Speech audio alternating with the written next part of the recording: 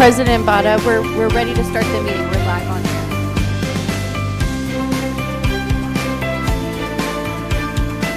Thank you. Good morning, everybody. All right. I'm going to call this meeting to order. This is the regular meeting of the Board of Directors of the Golden Rain Foundation. Today is Tuesday, January 7th, 2025. It's a little after 9:30. It's 9:31. And welcome to everybody who's in the room.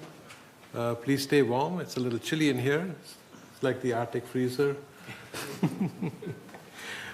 Actually, we have 35 or 45 mile an hour winds outside. No, it's supposed to be. So maybe it is permeating inside too. So stay warm.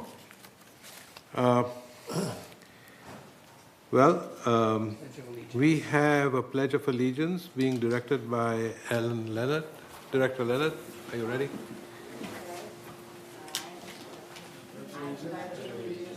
To the flag of the United States of America and to the republic for which it stands, one nation, under God, indivisible, with liberty and justice for all. Thank you. Please be seated. I think, number one, I would like to ask everybody to silence their phones. So that would be a good thing. Yeah. Okay. Do we have any media people over here or in the sky, in the cloud, as we call it? So if they are, we'd like to acknowledge that we know they would be there. Right. It's now time to approve the agenda. But before we do that, I'd like to, how do we do that? I'll make a motion. Okay. Well, no, I want to make a motion to change the agenda. Okay. I would like to pull item It is 12G. 12G Yes. out and postpone it until next month. Thank you. That's my motion. Yes. And William, did you second that? Yes. Okay, thank you. All in favor? Okay. All right, thank you. And so with that, we approve the agenda with the amendment. Sorry, correct? quick question though. With removing that from the agenda, you guys would have to then postpone the approval of the ad hoc committee as well. I guess. So the procedure would be you'd approve the formation of the ad hoc committee and then you would approve the committee appointments itself with the directors that are on that committee. So by removing the committee appointments, you would have to also postpone that as well. Okay, I'm not sure So if I did. I would change my vote in that case to Okay. no. Okay, so do we want to redo? Okay, so you're just withdrawing your motion? Okay. I'll submit a new motion. Sure, okay. Okay, so let's first withdraw one and Yeah. set up a new I'll one. withdraw that, and Okay. I'll make a new motion that says, for item 12G, I would like to strike the change in appointments for the Mobility and Vehicles Committee I think there's until something. next month for further discussion. I think there was something else also. Yeah, we can do that when we're on discussing the committee appointments. We can just make sure that that Okay. specifically is Okay, postponed. then All I'll right. withdraw the motion, and you can go on with approval of the agenda. Okay. Are we okay, Michaela? Yes, we just need a formal motion to approve the agenda Okay, as all is. right. Thank you. I move to. You need a motion? Okay, I move to approve the agenda as posted. I'll second it. Yes, Thank you. thank you. Okay. Okay, next item is approving the minutes of the last three meetings. Do we want to do it all together? Yes, I'll make a motion to approve all three. Okay. Thank you. If there is no objection, then all are approved. Okay, report of the chair. Okay, I have a few things to mention. First of all, Happy New Year to everybody, to the residents and the staff and my fellow directors. I haven't met everybody I have met everybody individually, but not all together in this kind of format. So, Happy New Year. And welcome to our new director, Andy. Thank you. Welcome. Okay, this year we are going to make sure that we have open communications with everybody. That is very important to me. It has to be clear and well known. Also, we're going to make sure that we commit to improve our amenities whenever possible. We will work on many projects. The one that we want to talk about today is broadband. Broadband is the number one thing that we are going to work on and get it going. It's going to be a big improvement in the service of our internet, our television programming, and all of that. So it is a big thing. So I hope you are all on board with us, and we'll get it done soon. All right. Lastly, I want to mention about the mobility program that the city of Laguna Woods is talking about. I think I have a flyer for that, and it's right here. I'm going to hold it up so TV6 can project it, yeah, to the people in the home. I strongly recommend that all our community, and it's for people over 60, Yes. 65? 60. 60? It's very important. It's a door-to-door service, and for a small amount of $5, it will take you up to 10 miles, and I think there is another one. It takes you to the airport and all the good stuff. If you have to go to the city hall, it's free. And the best part is you don't have to stand in line or wait at the bus stop to get your bus. And if you miss it, and you have to wait another half hour or 45 minutes for it. So this is an excellent program. Me and my wife both use it, and I can tell you, I'm so happy with it. So strongly recommend that everybody goes to the city hall and gets themselves an individual card. Okay? Right. Yes, sir. I'd like to mention that poster that you held up is actually on the Laguna Woods Village website. I think it's under news, someplace buried in there. And so you can find it on the website. It's called the Senior Mobility Program.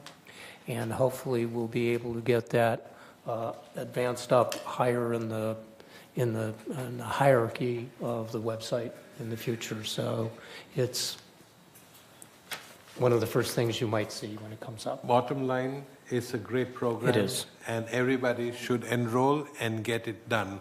It costs very little amount comparatively, and costs nothing to sign, you're right. So go get it done, everybody. I would strongly recommend it. And lastly, we have some interesting information about EV charging. We are going to be able to bring EV charging to our community. Please wait for more information. I don't have much to share today, but that is something else we are working on. So people who have EVs, we are thinking about you also. Thank you. What else do I have? I guess that's it. And now we can move on with our main item. CEO's report. Thank you. President Vada. This morning, I want to present an overview of the results of the VMS 2024 Resident Satisfaction Survey that was recently conducted. and mention that the full report is available on the village website under the News tab. It's very visible, so you can't miss it there. In terms of background, on May 22nd, VMS senior management and board directors met to update the VMS strategic plan and define 3-year priorities with a key commitment to providing exceptional service to our residents. This goal requires a clear and reliable means to measure progress and success. A VMS ad hoc committee consisting of 3 board members considered various measurement tools and recommended conducting a resident satisfaction survey. The survey objectives include measuring satisfaction with VMS services, identifying areas for improvement, enable consistent and comparative results over time, build confidence in the results among residents and staff, and enhance alignment with resident expectations and our organizational goals. In terms of survey distribution and promotion, the survey period was November 20th through November 30th, 2024. The survey could be completed online or by paper. Paper surveys were available at all of our facilities and in the Towers lobby and on village buses. The survey was promoted in What's Up in the Village and the Village Breeze. We also received leadership support from the GRF and Housing Mutual presidents and club presidents. In terms of survey methodology and insights, this was a voluntary survey. Voluntary surveys by nature carry inherent biases. Responses often come from those groups that are motivated to respond, those with concerns or who have had positive experiences. Neutral or less engaged individuals are less likely to respond. Whereas the random sample survey method is the most statistically reliable if all selected participants complete responses, this requires extensive resources, including repeated follow-ups via phone and in person to ensure responses are obtained from every sample member. And without full participation, even a random sample faces some voluntary response biases. Given the goal of improving VMS operations, voluntary surveys are a practical and a valuable tool. They can provide meaningful insights for improvement and success and enable trend tracking over time to assess organizational progress. Our overall survey response rate was 3%, which may have been influenced by the requirement that a respondent includes their ID number on the survey. While this measure ensures survey integrity by making sure someone is a resident and preventing duplicate submissions, the ID requirement may discourage participation since some people want complete anonymity. 6.8% of all submissions were rejected due to invalid or missing ID numbers. Now on to the results. This result shows satisfaction by length of residency. The above average satisfaction score of 3.5 highlights an opportunity for further improvement towards achieving the goal of exceptional service. The survey results also provide guidance for targeted efforts. Satisfaction trends based on residency length suggest an opportunity to better engage with our longer-term residents. Lower satisfaction levels among this group may stem from evolving expectations or comparisons to previous service standards earlier in their tenure here in the village. On the next slide, this chart reflects residents in all housing mutuals and demonstrates similar satisfactions across those housing mutuals. In terms of satisfaction by function, functions and area of needed improvement include landscaping and building maintenance to the right of the slide. The next chart shows communication satisfaction by mutual. Communication is a key emphasis of VMS. We need to enhance our communications in however way we can, and so we paid particular attention to communication in the survey. So again, the chart shows communication satisfaction by mutual. It's pretty consistent with the exception of mutual 50. This chart shows reliance on communication channel by mutual. Residents primarily rely on email, the Village Breeze, and the Laguna Woods Globe for information. And these are grouped to the left on the slide in front of you. In terms of those who completed digital versus paper surveys, Out of the 800 paper surveys distributed, 76 hard copy surveys were returned. There is little difference in satisfaction levels between the digital and paper respondents as shown on the chart before you. In terms of satisfaction levels between digital and paper respondents, there is pretty much consistency with the exception of security and maintenance, which have small differences between digital and paper respondents. With respect to communication, we found little difference in satisfaction between those who submitted digital and paper surveys. This chart, thank you. This chart shows reliance on communication channel, again, looking at those who submitted digital surveys versus paper.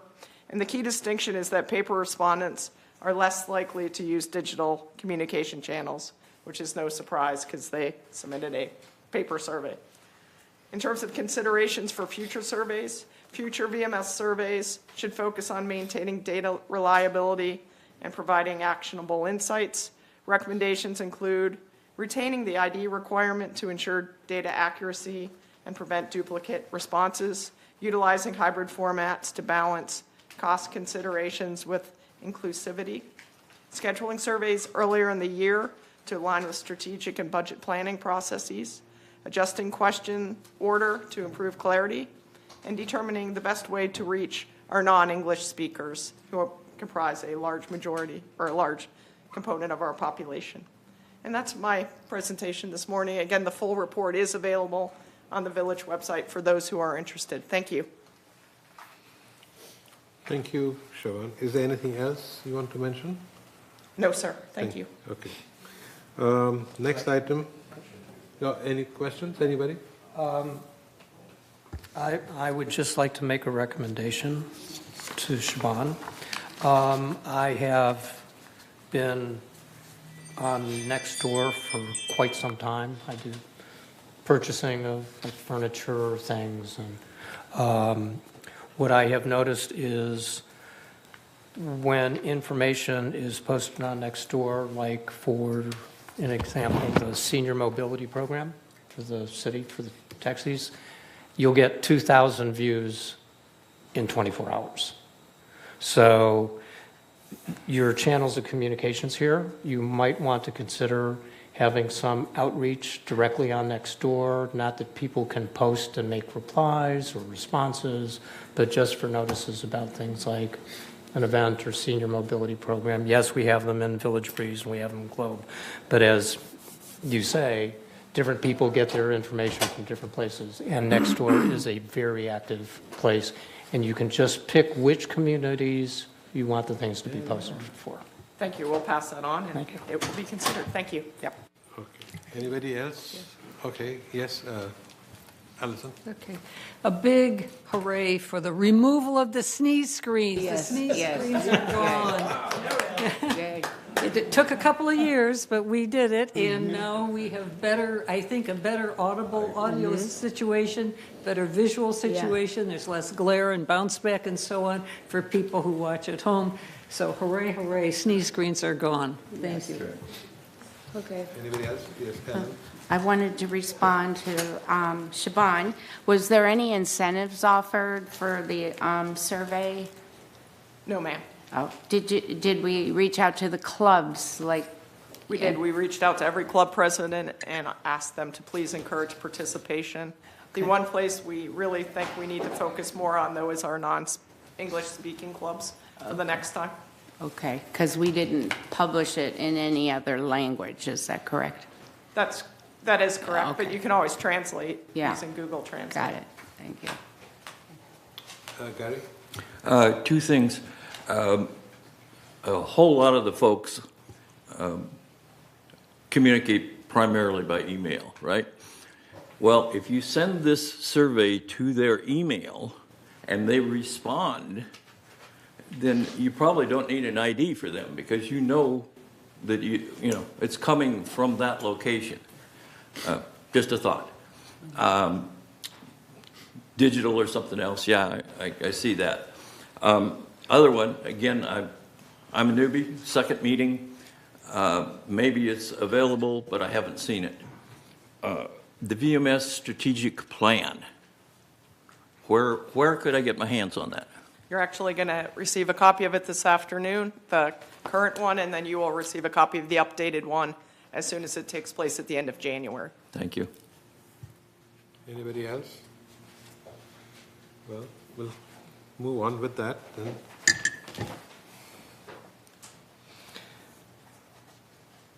Okay, so the next item is the open forum. It's open for, do we have any requests? Okay, so it's 3 minutes per person. And I'm not going to read this whole mumbo jumbo over here. But the bottom line is be mindful, be nice to people. Okay, and all right. So who's the first speaker? Unless somebody wants to read this, I don't want to. You have 3 minutes. The bottom line is you have 3 minutes to speak. That's it. First speaker is Chris Collins. Oh, always.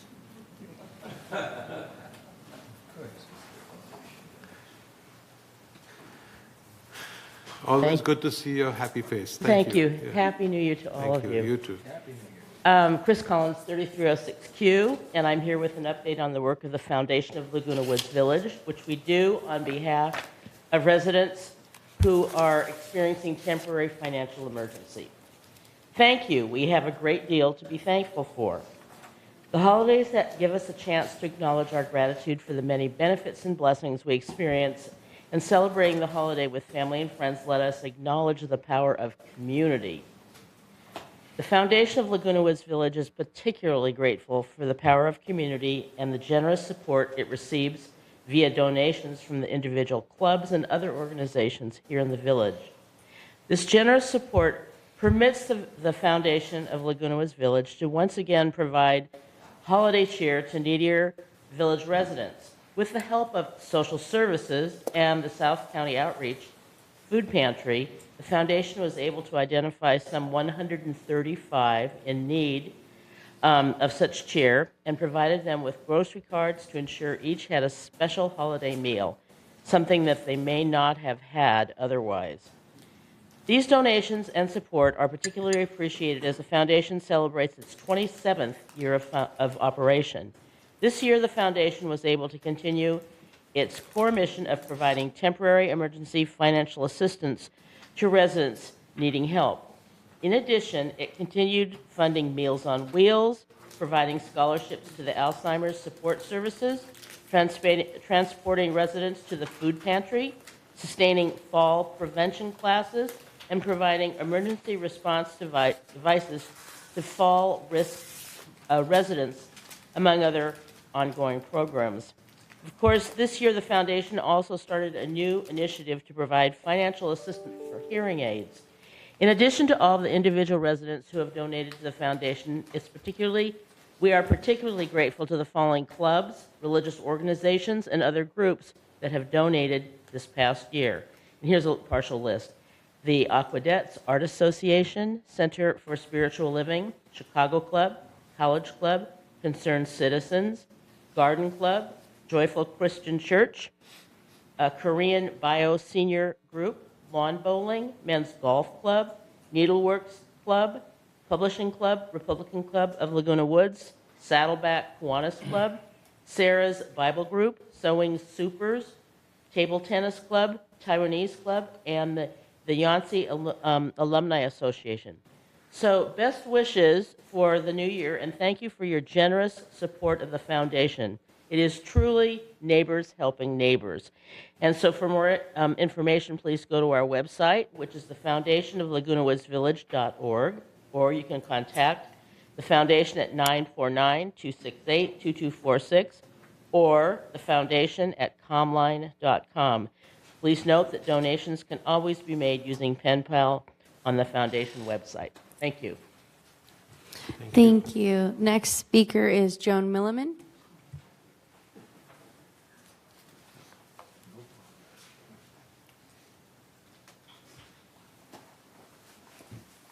Good morning, Joan Milliman, 9693E. I'm coming to you to represent Robert's Rules Study Club. And we want to offer to you a course on the basics of Robert's Rules. Not that I think everyone here needs that at all, but for a review or for more in-depth facility with the rules, since we always have to follow them, and they're different from corporate rules, they are not the same. We're going to be using as a textbook this little book that you all have, Robert's Rules in brief, and as our text for guide, the study guide from the National Parliamentarians Society, and it's available online. So if you can't make our course starts in February, the first Monday in February, which I think is the 2nd of February, my gosh. And it's at 969 Rec Room, 969 Calais, Aragon. And I'm the sponsor, but I'm not the chair this time. Anyway, we're inviting you and anyone else who wants to review Robert's Rules or even learn them for the first time to come to our course. It's going to be over a period of months, but you can get the materials and do a self-study if you want to, but I recommend coming to get your questions answered and puzzle through some of the problems we all have at our meetings, getting through the proper order and procedure. So I hope you will come on February to Robert's Rules Study Club. Watch the globe for the time.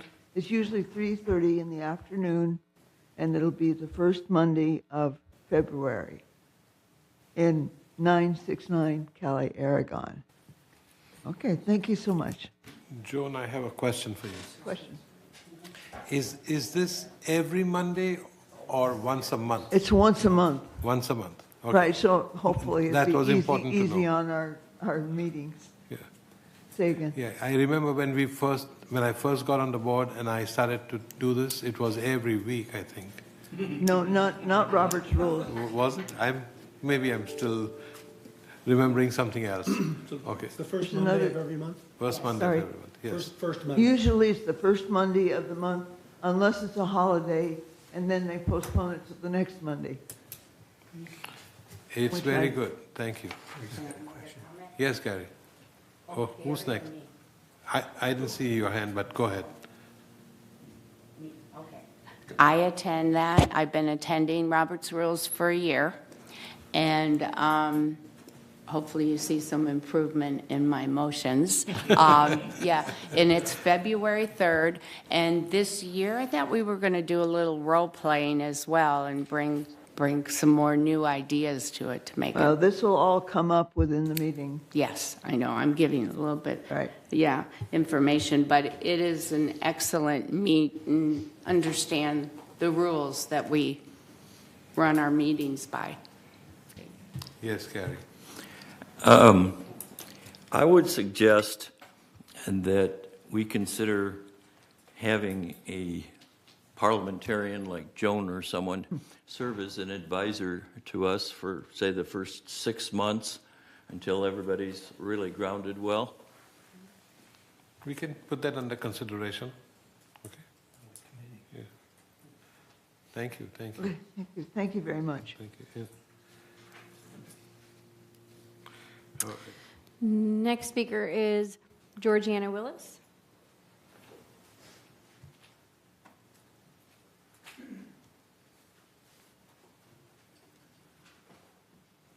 Morning.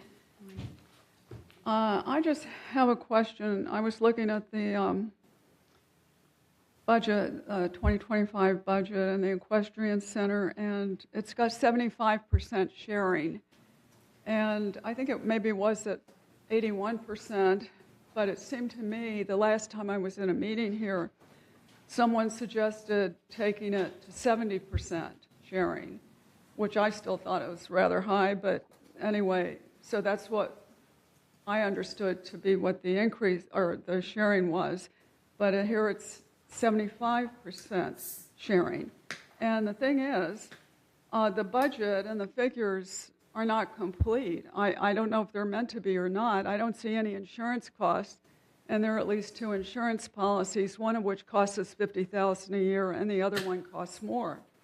And so I was wondering where these other details are. It's hard to see what the costs are. We provide hay with the stalls, I think, at our cost. So people who have horses are paying, who live here now, I think the new price is maybe $410 a month versus the $900 to $2,000 a month that you would pay elsewhere. So I was just wondering, where are the rest of the figures? Like the insurance and stuff, the details. If I may, this is not the right venue for it, but CSE meeting is this week on Thursday, and it might be best to address this concern over there, because I don't think although I'm the chair of the committee, I don't have that information to let you. Okay, go ahead. I think the insurance shows up under the insurance area, and that is itself subdivided by things that are insured. So under insurance, the question center and the amount of the insurance cost. I don't have the budget in front of me. But You're saying to look under insurance or something, because it's not here. my understanding is that that the insurance is a line item in the budget, and all the insurances are under that line item, and they indicate what they are. So it is subdivided, so you should be able to find where whatever insurance we have in the question center is. And I'll verify with the finance director. Well, I guess sort of getting the whole picture, because this is only a partial picture. So if you're wanting to know what the whole picture is, you need to know what other things to look under then. Actually, this is getting a little one-on-one question answer, so we will send this information to, thank you. Okay. To the CSE department, and maybe they can respond to that at their next meeting. Thank you. Thank you. Unless, Shaban, you have some information. I was just going to suggest that we'll have staff address it on Good. Thursday at the meeting. Thank you. Yes. Yes. Next speaker is Marie Collins. I had put this down for number 14G, but should I speak now? Yes. Okay. I would like to piggyback on the chairman's words about the taxi service, the $5 per transportation. I'd like for the mobility committee to look into GRF making a deal with the city of Laguna where we replace the buses that carry 1, 2, 3, or 4, 5 people that are regularly scheduled, those regularly scheduled bus things. My very cursive comparison shows that we would save about half when you look at driver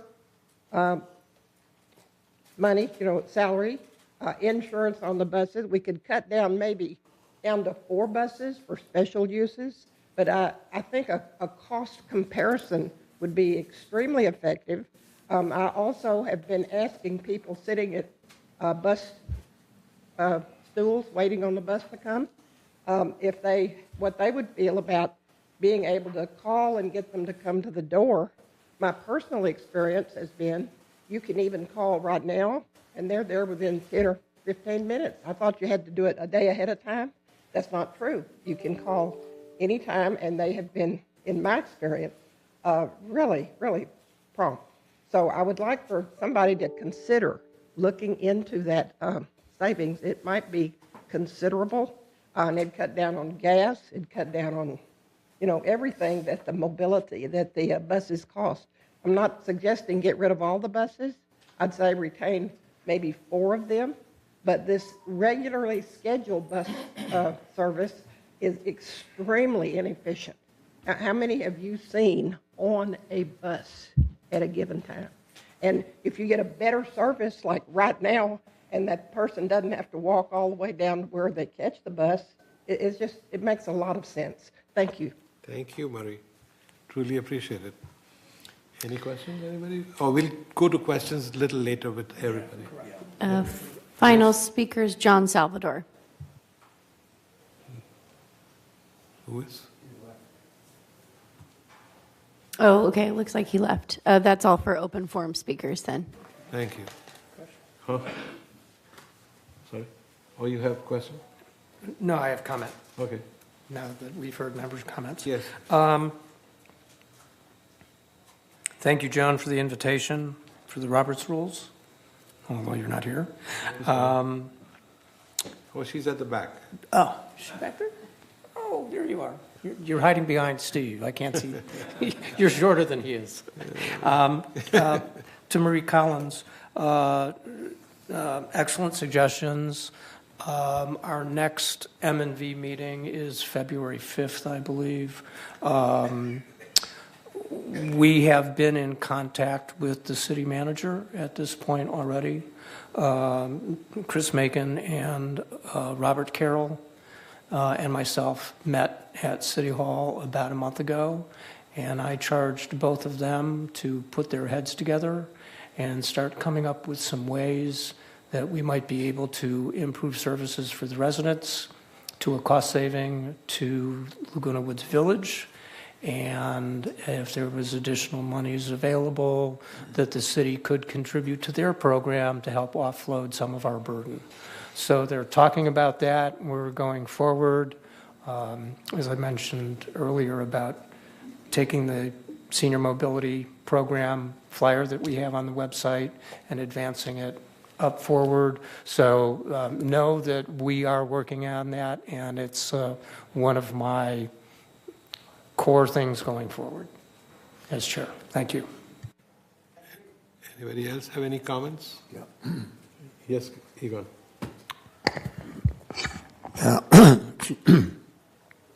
I'd like to thank Georgiana for bringing the money question to the full committee, to the full board. Sometimes when you go to committee, things can get handled there, and sometimes they can get lost there. So it's good to bring it to the full committee, and the more eyes on our money, the better. Thank you. Yes, Martin. The taxi service. My first experience with them was to drive my wife and I to the airport. Called them 5 minutes before they were arrived. Oh, yeah, the driver's dropping off. He's going to pick you up next. 10 minutes after he was supposed to be there, I call again. Well, we don't have your reservation. And I'm like, what happened to it? He says, we don't know. And I stayed on the phone. I did not hang up. And I waited 20 minutes for them to get it figured out. And anyways, thank goodness I allowed for extra time to get to the airport. Nonetheless, 30 minutes late, that taxi guy finally showed up and got my wife and I to the airport. So I allowed for the extra time thing. So anyways, I got a little bone to pick with the city in respect to that. But I'm sure that on the way home, there was no problem. Thank you. Yes. One second. Just to clarify my suggestion, I'm only suggesting this for replacing the buses within Laguna Woods. Going in and out, it's a different matter. That's not replacing a bus. Our buses don't do that, right? It's just the buses inside. Yeah, that's within the village. But the cab service can take you as far as John Wayne for $25, which is Yeah. great. Yeah. It's a bit too early to talk about getting rid of the buses. But first, let's get everybody enrolled. That But is a big thing. inside Laguna Woods, like I say, I've had many experiences that were very positive, and I'm just talking about replacing the bus service inside. That's going to come a little later. If you use them, allow for extra time. Yes. Yeah, we've used this the taxi service, and it's terrific for me to come to your house. I don't have to take a bus and change it at Clubhouse 1. It's from door to door. That is the bottom line, which is most important. Okay? And that's why I'm recommending that everybody do that. Yes, Ellen? I wanted to respond to Martin. You can get a number, a reservation number from Senior Mobility, and that will confirm your reservation, even if you had one? I had. Okay. Well, all right. Those are details. Let's not worry about it right now. Okay. No, I love the idea of getting a cost comparison. Yeah. I want to talk to Chris Collins. I want to know, I remember I used to get, Sheila. Chris Yeah, but it's Collins. okay. We used to get in the mail somewhat of a financial from the foundation. I would like to make a public comment that I would like to see a copy of that. A copy of it was a summary of donations and everything. So, number 2, Georgiana, thank you for your comments on the Equestrian Center. I'm on the CAC, but finance is to be following that every other month, and we're hoping to get all those expenses broken down. So that would be Mr. Cowan over here. He's supposed to report on it, and because finance will report to him. And let's see, Robert's Rules. I already made a comment on Robert's Rules. I don't know if Joan mentioned it's at 3:30. So let's see. And that's it. Thank you. Yes, Gary. Suggestion related to what Georgiana said. If where we come in, where like say it's equestrian, there are what I'd call direct costs are there. Ancillary or side costs like insurance are, I understand, are stated someplace else. But if on that page where it's the equestrian, if on the bottom of that we put an asterisk or whatever that shows here's other costs that are, if they're specific to that program, like we have to buy a particular insurance for equestrian, that down on the bottom of that we go, okay, starred, it isn't a direct cost, but these are indirect costs. So if you want to see what the total cost it is to run equestrian, here it is. A suggestion. Thank you, and our budget staff is listening, so they will take that into consideration. Thank you. Thank you. Yes, Ellen. I'd like to comment to Gary's comment. I'd also like to see materials and supplies. That's all they put, materials and supplies. We need to know how much the hay is because we provide 2 hay turnovers a day, and how much the feed is because there's like 4 levels of feed and some is more expensive than the other. So I think there needs to be more of a breakdown on the Equestrian Center expenses, and I hope to see that in the finance. Thank you. Okay.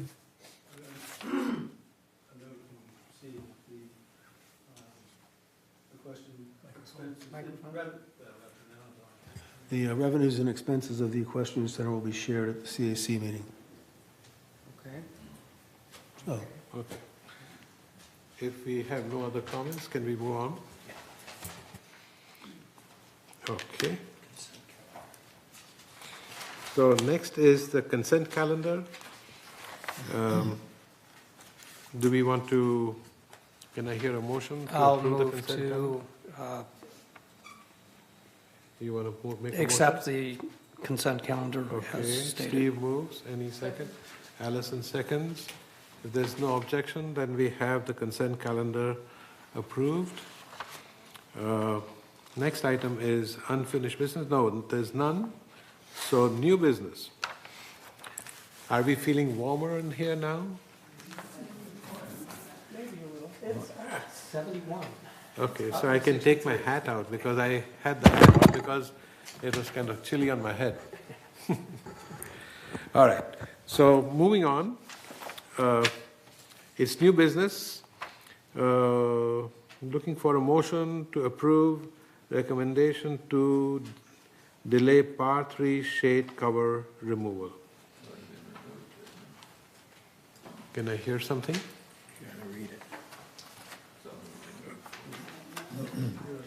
Do you need to read something? Yes. President, if I may, we're seeking direction from the board as to which option you'd like us to move forward with on this project. We presented an option for a solar structure item at the December 11th MNC committee meeting. The committee unanimously recommended that the board direct that the removal of the structure, which was previously scheduled to be done per prior board direction, be deferred, and that the board provide direction to staff as to what next step should be. So basically, you had previously reviewed this in November. The MNC committee would like you to take another look at it and provide direction to staff. To facilitate your discussion on this matter, we've included 3 options for you under the recommended action section. You can direct us to leave the shade structure and the canopy in place, and then return with alternatives for replacing the shade structure at a future meeting. That's the recommendation from the MNC committee. Or you could ask us to move forward with repairing and replacing the fabric that's currently covering the shade structure. Or you could ask us to remove the structure, which was your previous direction to us, and then give us appropriate direction on how to move forward. Or you can do any combination of those as you deem appropriate. So, do we need a motion first to discuss that? I have a question. Huh? I have questions for you. But before we do that discussion, Let's have a motion. yes, let's have a motion. Who's moving? We have a 3-part. So, I'm making a motion. Okay. I move we delay the removal of the shade from the par 3 golf course structure until we have a complete program to replace it, and that's it. Thank you. Do we have a second for that? A second. Okay, Allison seconds. Okay, now we can do the discussion. Yes.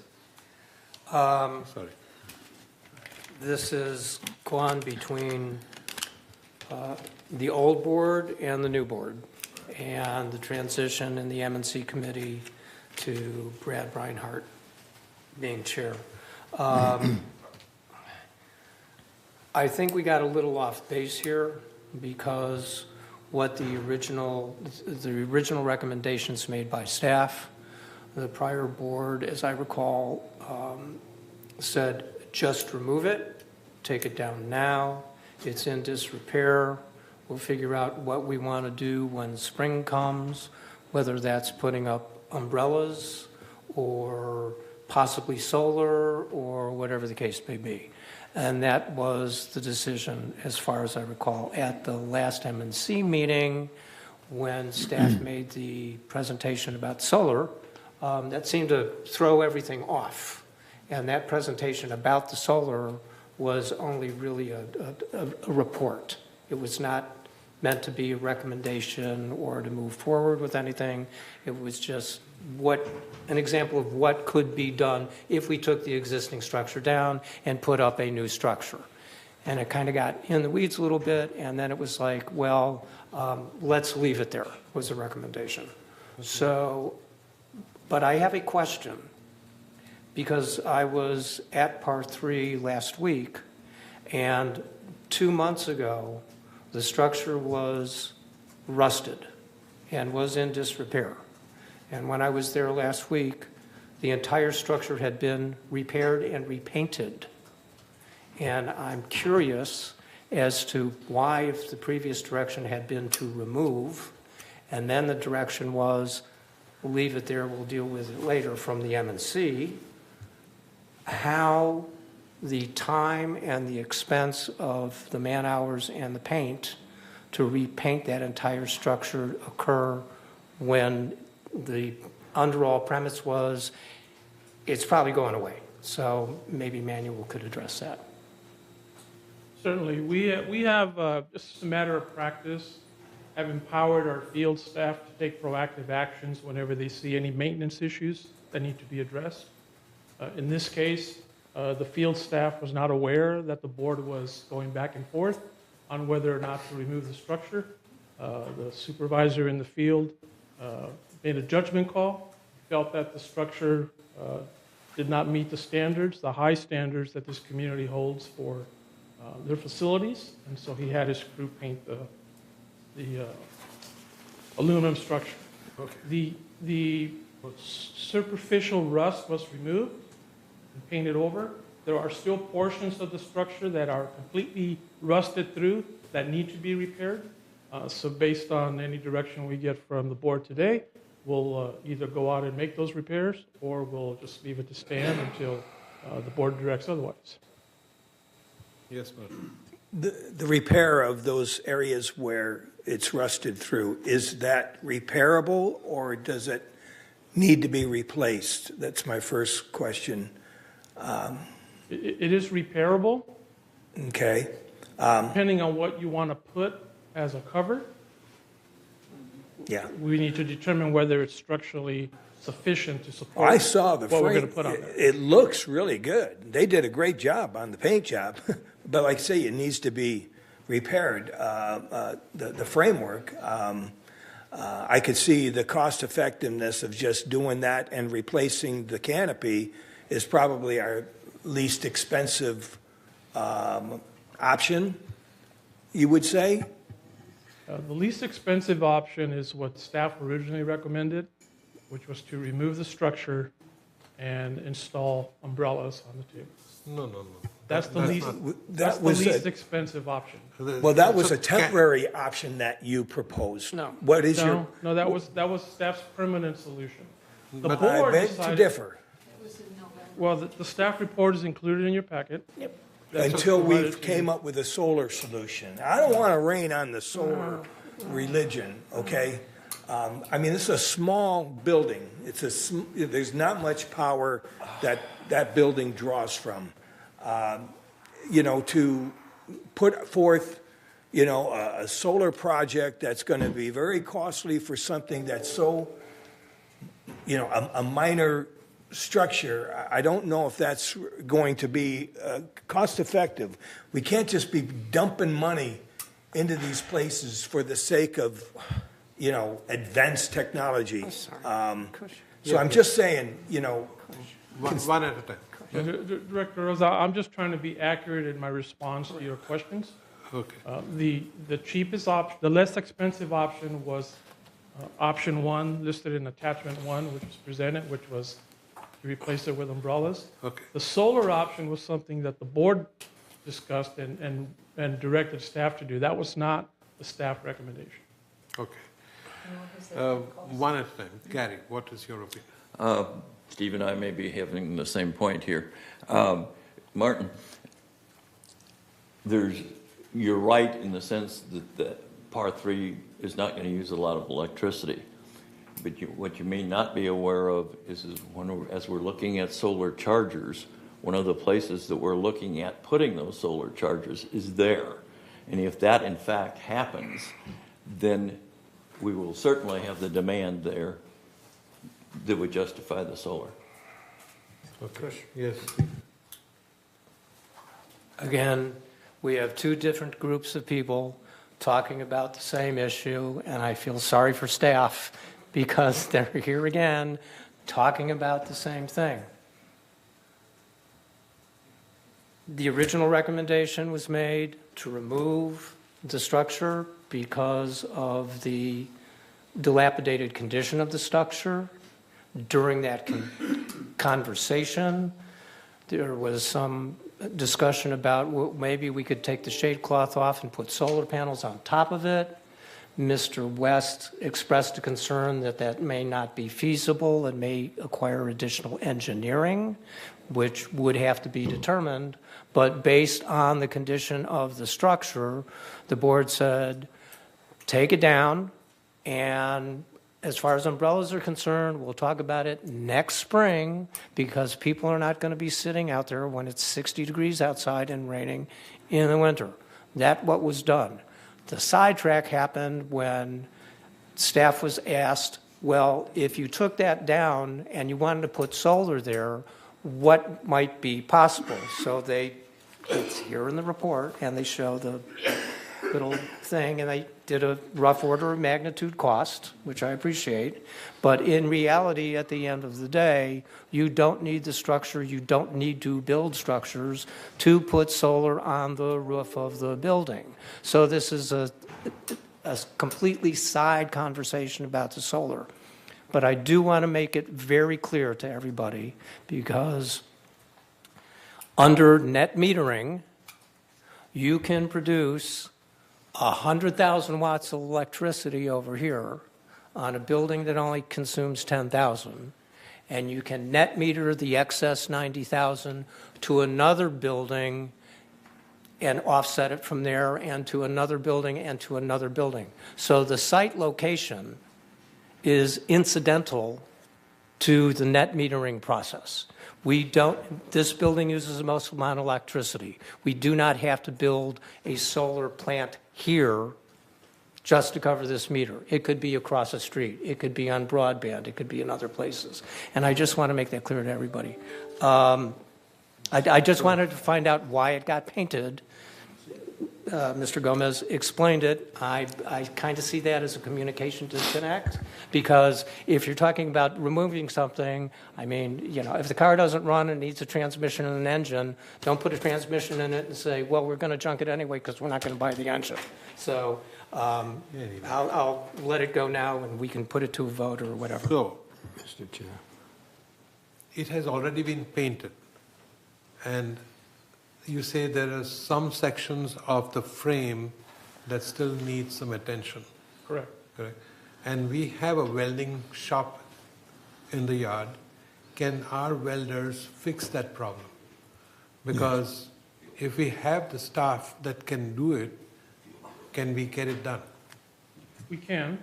Okay. That doesn't address the condition of the canopy. Canopy, is that in a situation which needs to be replaced? Yes. No. The canopy needs. I haven't seen any tears over there because I've been there quite It's molded. It's it a a health hazard. One second.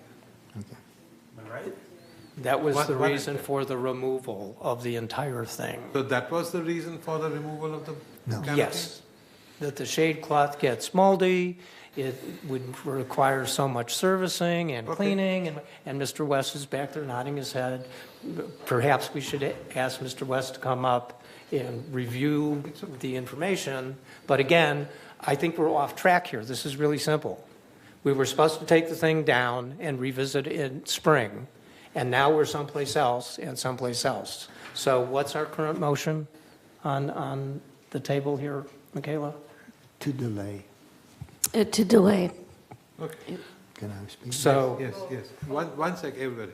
Egon wants to say something. As usual, I've so often said you need to look at something before you can understand it. I regularly use the par 3 golf course. I have for a long time. And the condition of that shade was the same last year as it is right now. And there's absolutely no reason to rush and remove it. Nothing is happening. The only problem there is there are two parts of the shade and they end up in a V. So you've got a cloth roof that you can't walk on, and the V traps leaves from the surrounding trees. The leaves trap moisture, hence they get some corrosion. But there are no tears, there's no damage. That thing would be there 10 years from now with just a few more leaves on it. And it had mold 5 years ago. Okay, that doesn't mean we have to do it this month. For God's sake, can we have some reality and common sense into the thing? We've had a condition that's been the same for 5 years. We don't have to rush off the cliff in January or February. And we wait until we get a good plan to replace it, and that's that. And I will concur with Egon because Especially I this use time that of year. shade and to go and sit over there and have some coffee. It's really a good calming place to go. If you haven't been there, I strongly recommend that you go and relax over there. Watch the people play golf. we have a motion on the floor. Do you Yes. want to take a vote? So, Repeat the motion, please. Yeah, the motion is to delay the removal of the shade pending further plans. Second. Yes. Second. Second. We already did that. We did? I just repeated. I just asked them to reread. Call the vote. Yeah, okay. We need to vote. All those in favor? We're going to use the screen, sorry. Oh, now we use the screen? Okay. Okay. Delay the part 3 golf course, yes. Sorry, guys. Okay. All right. I like that screen. Did you get through? Okay. The hell? Okay, next. Thank you. Thank you. Boy, that was like, Okay, next item. Can I ask a question of Manny before he goes? He Manny's had still said there? something that triggered me, and he said the word field staff. How many field staff do we have?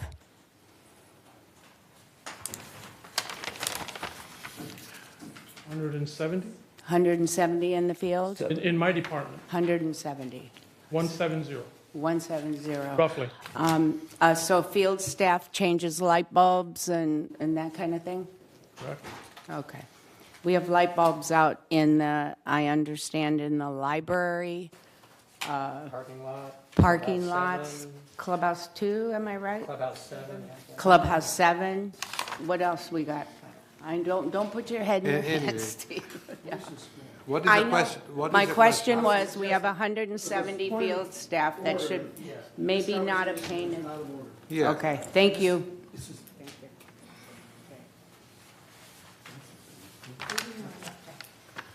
Okay, next item is entertain a motion to approve donation of the cups for Clubhouse 1 Drop-In Lounge. Looking for a motion for that, please? Thank you, Alison. Second. Second, Egon. Any discussion? Yeah. Again, I got on the board in April, and I've been hearing about this, and it's now January, and we keep discussing it. Are So, we okay, ever if going to there's no come to a discussion, Then we decision? will, if there's no objection, then we will vote for it. All in favor? Are we going to go back on the machine? Are we doing it on the, Yes. Okay. 12B, please vote. Will it go through? Okay. Okay. Motion carries? Okay. Okay. Pardon? All motion carries. Okay, next item is entertain a motion to approve donation of a drill press for Clubhouse 4 woodshop. I look for a motion. I so move to accept the donation of a drill press for the Clubhouse for Wood Shop. Thank you, Alison. Second. Anybody? Come on. Okay, Manohar seconds. Thank you. If there's no objection, then we'll move forward. Is there a resolution that we got to read? There must be. no, there is. Just hold on a second. 9025. Yeah. Or we need to read it? Yeah, I think we do. Okay, please go ahead. All right.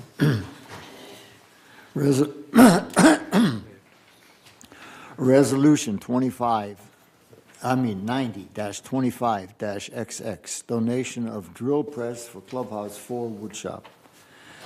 This agreement entered into the 7th day of January 2025 is by and between the Golden Rain Foundation, a California nonprofit mutual benefit corporation, and Laguna Woods resident donor who offered to donate a gently used drill press, Shop Fox model W1669, to replace an existing older Harbor Freight countertop mounted drill press at Clubhouse 4 Woodshop.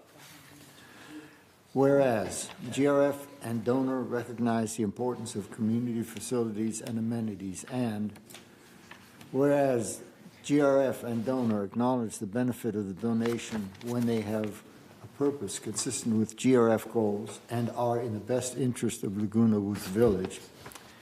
And whereas the donor has offered to donate the gently used drill press shop Fox model 1669 to replace an existing older Harbor Freight countertop mounted drill press at Clubhouse 4 wood shop, and whereas the Recreation and Special Events Department Director or Financial Services Director reviewed and affirmed the proposed donation meets the criteria for acceptance contained in the GRF donation policy. A, meeting a true need of the facility, not interfere with the intended current or future use of the facility, and not require the relocation of other equipment or infrastructure to accommodate the donation. Now therefore be it resolved January 7, 2025, that GRF and donor, in accordance with the prescribed conditions and obligations herein set forth, agrees to as the following. Section 1, the donation known as a gently used drill press shop Fox model 1669 to replace an existing older Harbor Freight countertop model mounted drill press at Clubhouse 4 wood shop, described below, is donated in its entirety to GRF, hereafter owned by GRF and managed on the behalf of residents of the Laguna Woods Village by Village Management Services. Donation description drill press. Location Clubhouse 4 wood shop. Donation amount of a donation item cost $473. Installation cost $0. Maintenance cost $0.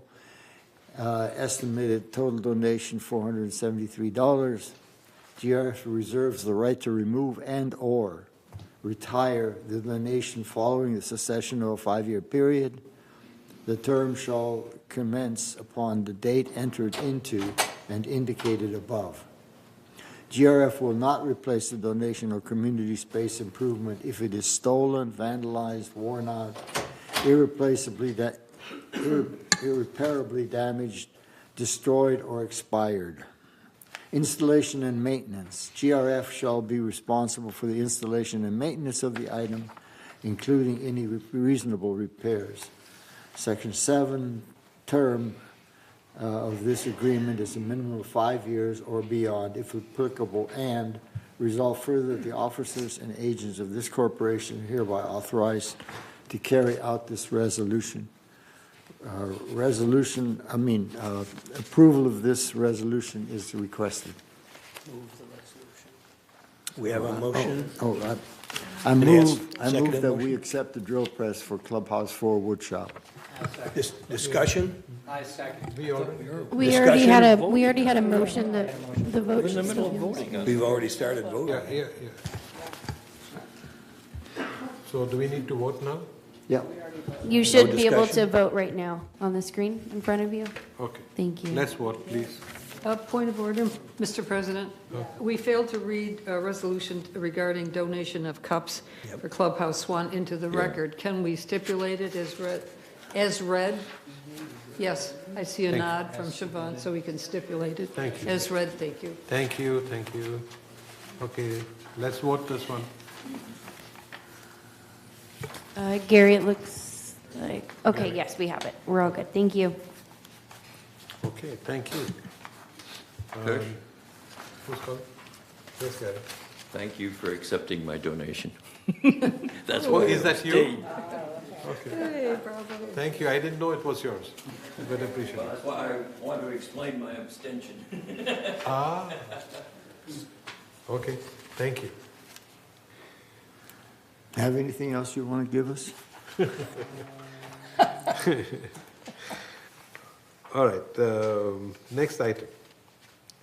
It is number D, entertain a motion to approve the formation of 120-day GRF Revenue Ad Hoc Committee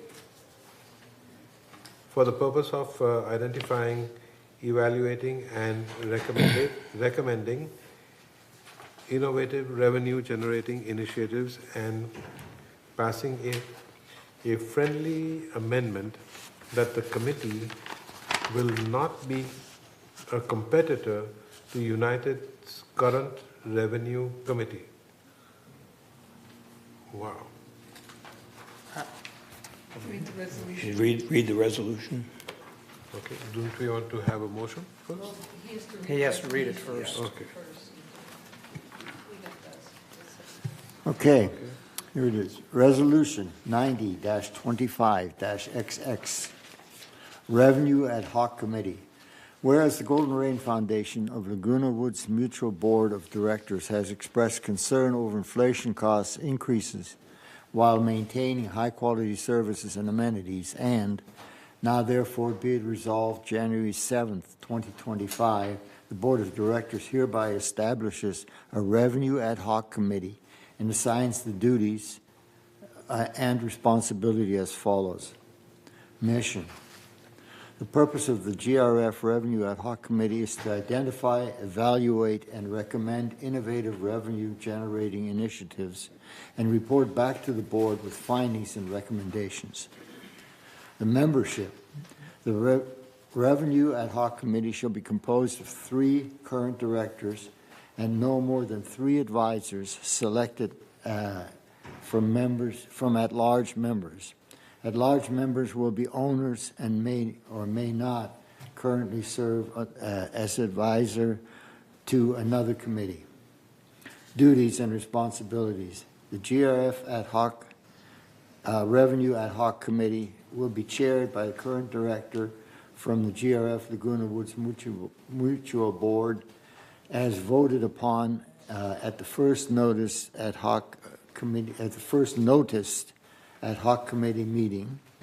Resolved further, the GRF Revenue Ad Hoc Committee will be automatically disbanded the sooner of 120 days after the approval of formation upon conclusion of duties and responsibilities signed herein and or when directed by the board. The approval of this resolution is requested. Are you moving the resolution? Okay. Discussion. Any discussion? I second the motion. I thought he did. I'm sorry. Do we have any discussion? Yes. Go ahead. Question for Steve?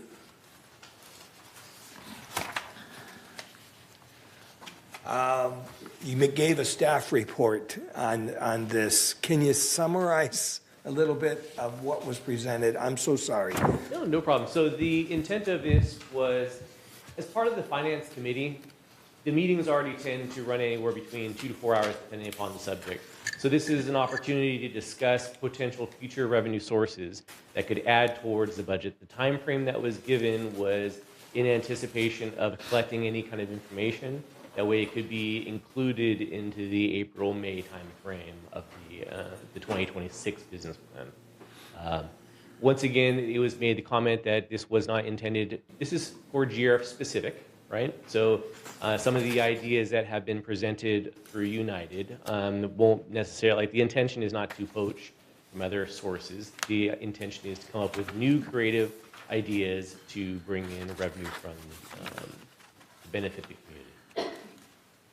Sure. Thank you. Thank you. Anybody else have questions? Yes, Andy?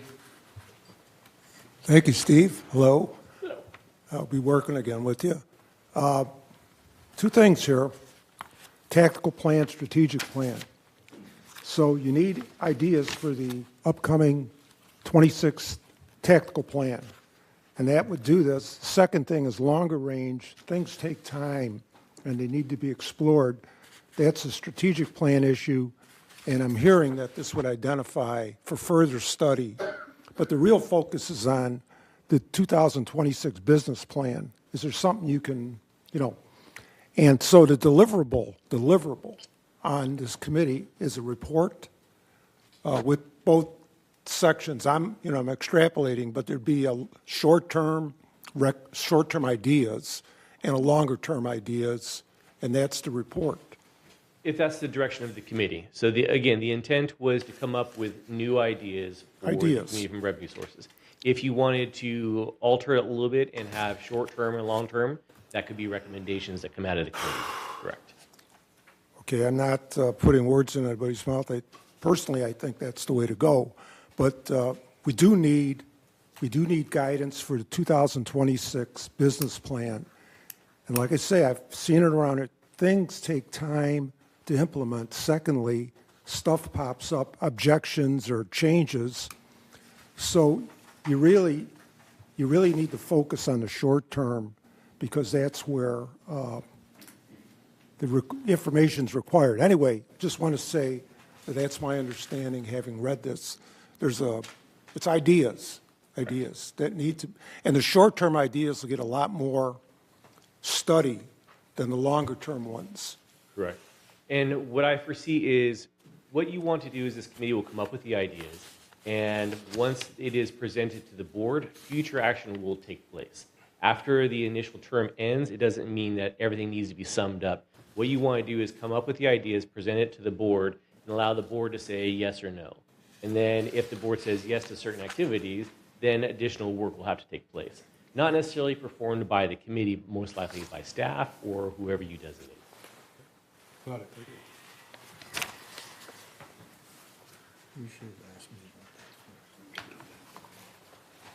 Okay. Okay.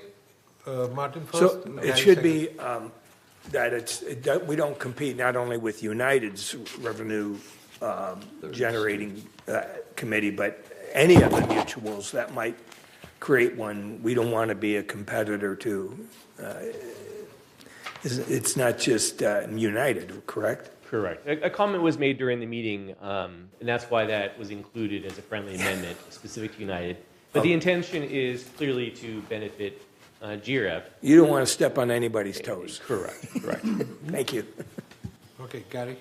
I move the motion. Please move. Motion has been made. I said I moved the motion. I'm calling for a vote. Call for a vote. Okay. Okay. Any objection? Okay. No. You say any objection. I will. Okay. If there's no objection, then we can move forward and vote for it. Take a vote, and everybody at home sees it. That's right. So we got to take a vote here. Thank you. Go ahead. Oh, are we voting? Okay. Thank you. I think motion carries. Did we get everybody?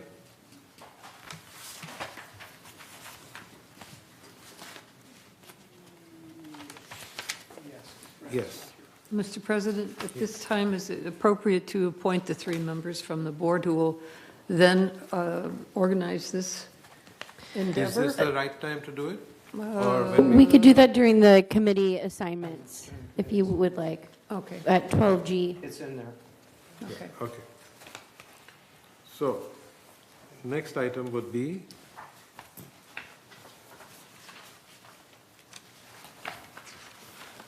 entertain a motion to approve seeking out a professional advisor for the purpose of updating the investing policy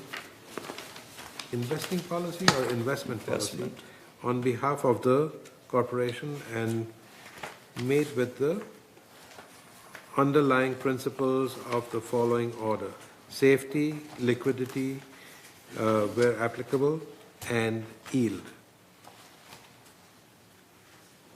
So I'm looking for a motion to approve this. So you're going to move? There is no resolution to read. There is no resolution. Oh, okay. Just an endorsement, okay.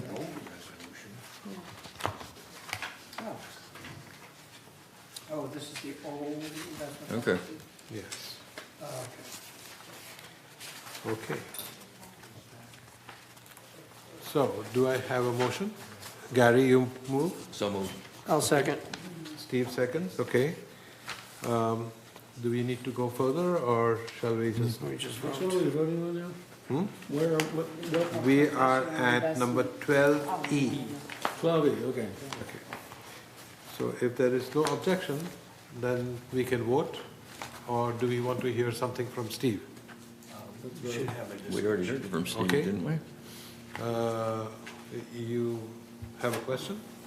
Just, Steve, do you have anything that you can offer Yes, relative to this position? Just as a simple comment, I just wanted to make sure that everyone is aware, you currently have an investment advisor. The request here is to change it to a different advisor, and we will be bringing an advisor to the next Finance Committee in February. There has been... To consider, correct, thank you. Okay. So, moving forward, if there is not, yes, Andy? We're voting. I know, I just have a question here about the investment policy. He has a comment. Investment policy, I saw an attachment, it was from 2021, and there's still 30% is allowable in corporate bonds. So that's an existing policy. Not that we would go that way, but we could. So is there any, we're talking about investment advisor, not the policy. Correct. That's correct.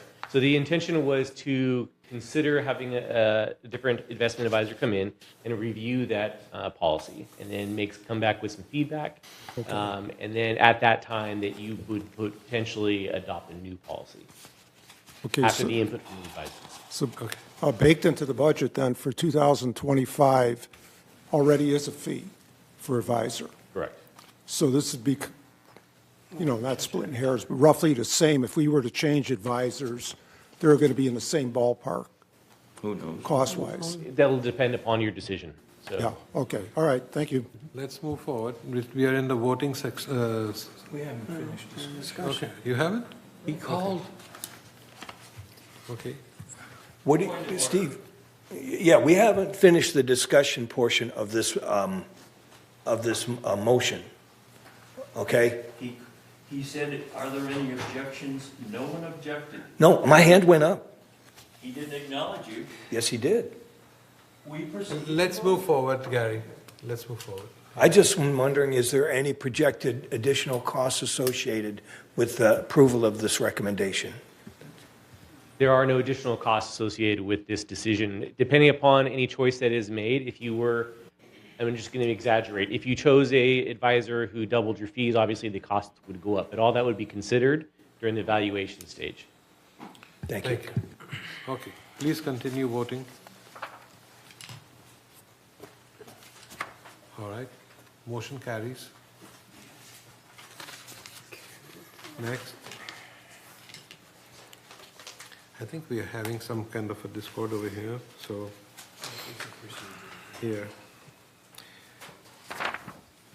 Next item is to entertain a motion to approve defunding of 2 reserve expenditure items from the equipment fund and 4 from the facilities fund on December 31st, 2024, with the addition of defunding JP blah blah blah, the whole big long number. So, do you have a Yes, I do. okay. Do you have a resolution for that? Resolution 90-25-XX. Proposed defunding at end of year. Whereas Resolution 90-24-48 adopted and approved capital reserve expenditure plan and this corporation for the year of 2025. And whereas department heads reviewed the reserve expenditure report and identified items eligible to be chosen for funding reduction, and whereas the Golden Rain Foundation recognized the need to remove 2 reserve expenditure from equipment fund and remove 5 from the facilities fund by the end of the year, December 31st, 2024, as follows. The phone system, $270,044. Centralized irrigation system, $193,715. That's from those 2 from the equipment fund. From the facilities fund, Golf Starter public address system, $5,849. Repair shop electrical upgrade, battery equipment, $126,804. Archery room beam replacement, $6,113. Clubhouse 1 landscape design services, $2,000. Space utilization dash building E, $7 million. Now therefore, be it resolved, January 7, 2025, the Board of Directors of this corporation hereby approves this resolution in accordance with the description reasoning. Resolved further, the officers and agents of this corporation are hereby authorized on behalf of the corporation to carry approval of this resolution is requested.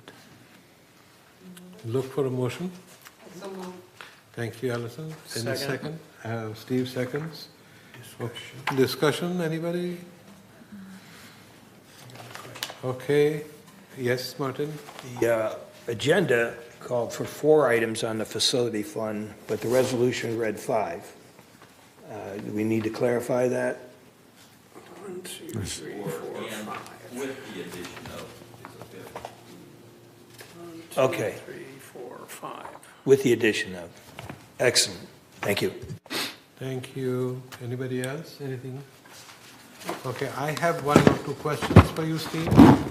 And I'm just asking this so that people in the homes can understand it if they are looking at the document. The column says ITD. It says, what does it stand for? Incurred to date. Correct.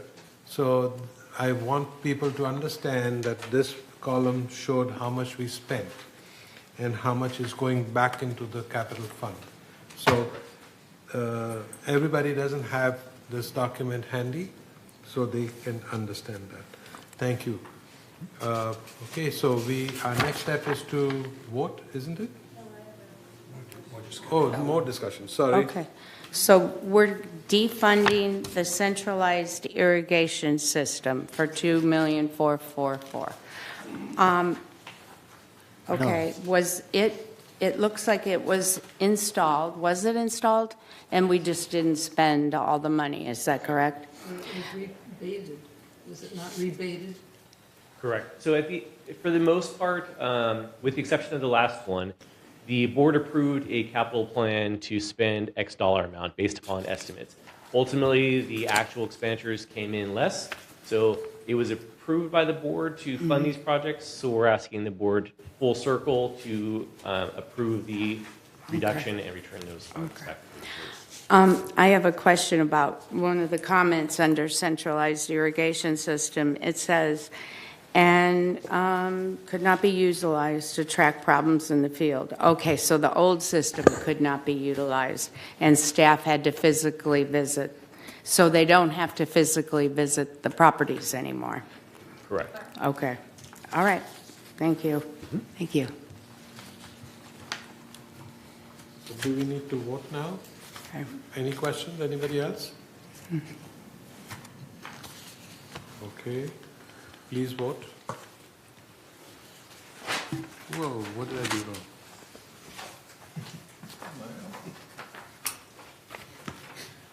Big fingers. What website did you go to? All right. Did we complete voting? Yes, thank you. Next item is the item which was item G. Yes. Update the committee assignments. I still feel that there is a little discord over here about that. Would we like to postpone this or go forward? I'd like to make a motion. Okay. Go ahead. I don't think Egon's going to he may read the changes, but I'd like to make a motion that the change to the M&V committee on page 3 of 6 be withdrawn from the committee appointments that we make today. What should the secretary read the changes in the committees? Well, First.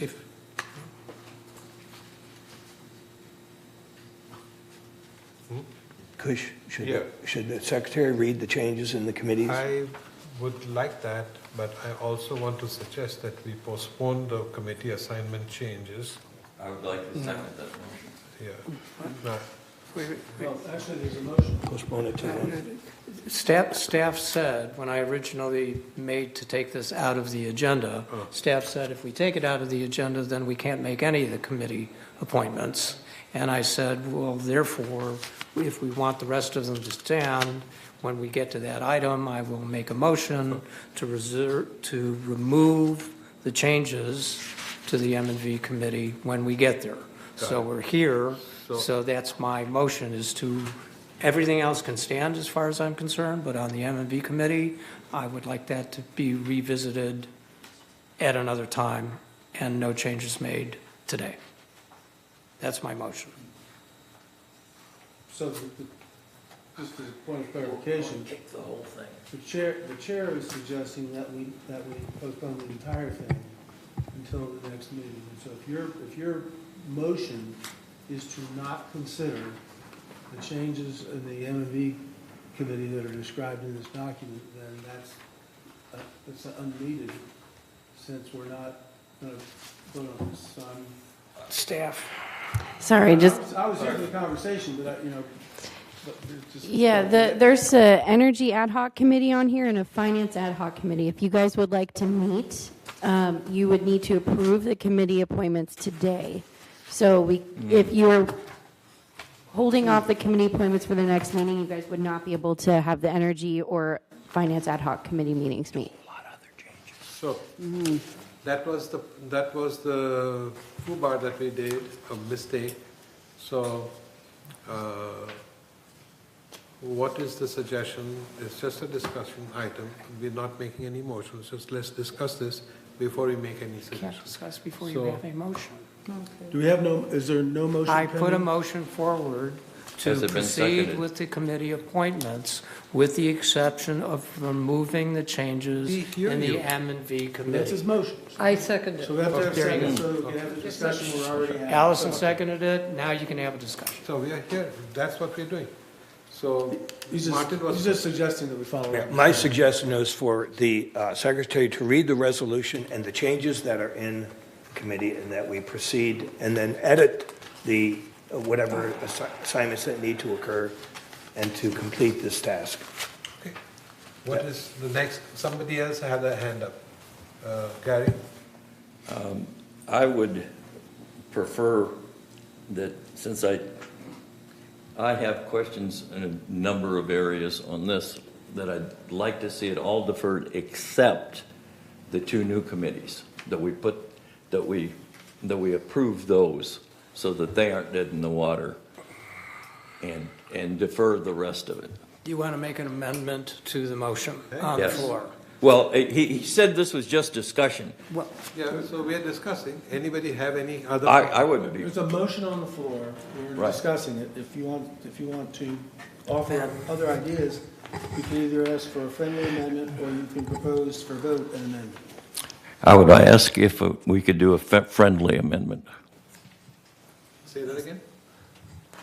A friendly He's proposing a amendment friendly to amendment. change it from just pulling the one, pulling the one to pulling everything except the two new committees.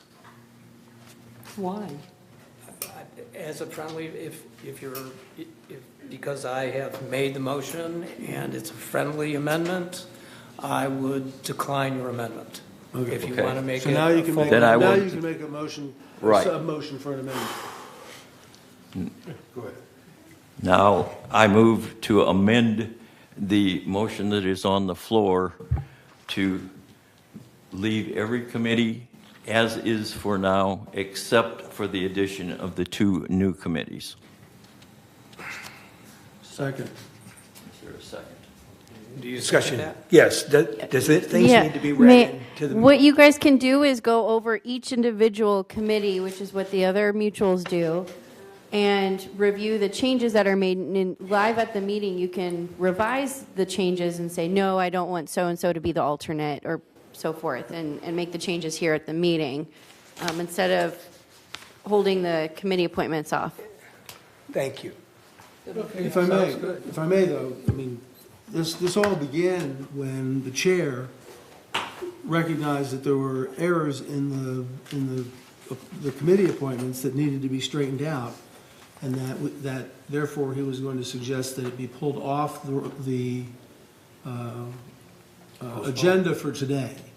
And that's when I think you pointed out that you have to populate your new committees or they can't meet. And Steve wanted to take, was it? Vehicles and mobility. Off. Yes. And so that's where we are, is that we, with what the chair wants to do, which is pull it all off, and Steve wants to pull whatever it is, M and V off. That's your motion. I don't think Kush has a motion to pull the entire committee appointments from this meeting. You're right. That was in the initial conversation. I just stated my intention so that we can work on this a little more diligently. And so we have Steve's motion on the floor, which is to proceed with everything except for M and V. And we have Gary's amendment to that motion, which is to remove exclude everything except for the two new committees. So, question to you, Michaela, or I should say. It hasn't been seconded, has it? It has. Yes, yours is second. Did Gary's amendment get a second?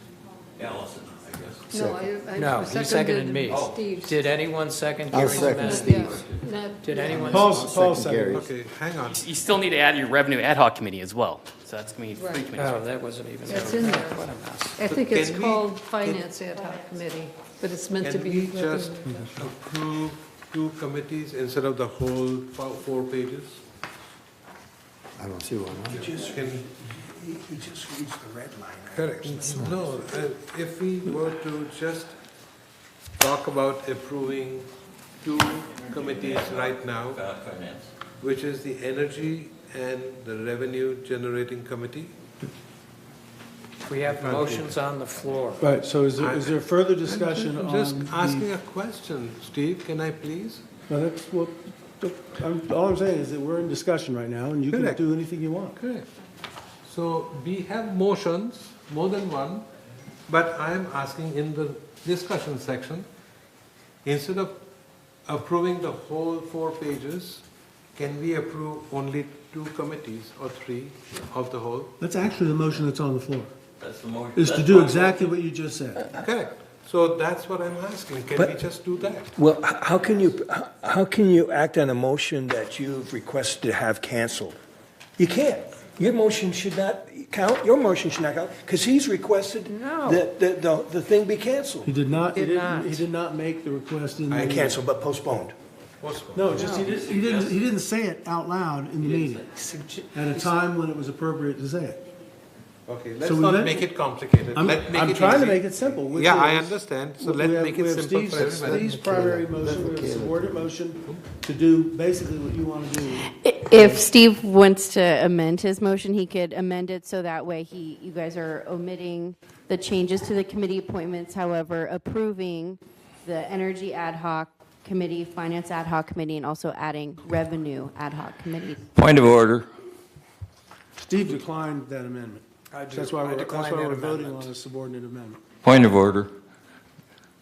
What's up for a vote right now is my motion Correct. to let everything go, not make any of the other changes other than adding the appointments to these 2 new committees. That's what's on the floor right now. Okay, so let's first approve that motion. Or deny. Or deny it. Discussion. Okay, and my discussion is that none of this has been read into the minutes.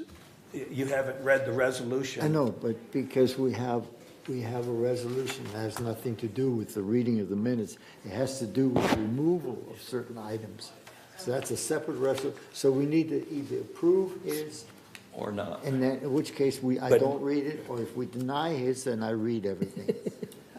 It's that simple. I don't see simple. So let's call for a vote for the resolution, the motion which Gary made. Did you get that? To not make any changes except adding the 2 new committees. But what about mobility? To Did you- No, not Did making you, it. We're leaving did you it get as what is. he recommended? Chair, that's his deal. Oh, but your chair. He wants to stay chair. Okay. Oh, do I get to vote? Or have we figured out how to do this? Okay. So what are we doing? We're not voting yet. It's not up on the screen. Hold on, Just hold on. just adding the 2 Hold committees. on. The staff is still working on it. No changes to the rest. All right, I'm confused on what we're voting. Please. We're voting to keep Just, everything? No, we're voting on his Just a sub-amendment moment. to the primary amendment. we made it a little complicated for ourselves, but have a little water, calm down.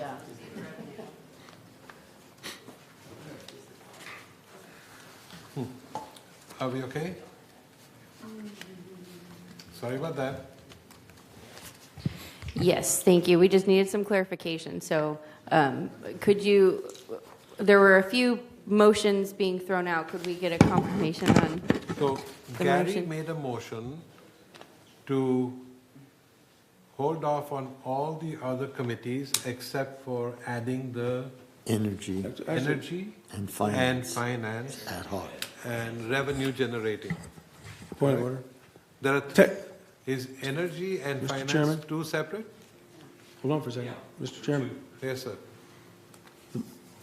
Gary's motion is to amend Steve's motion. Right.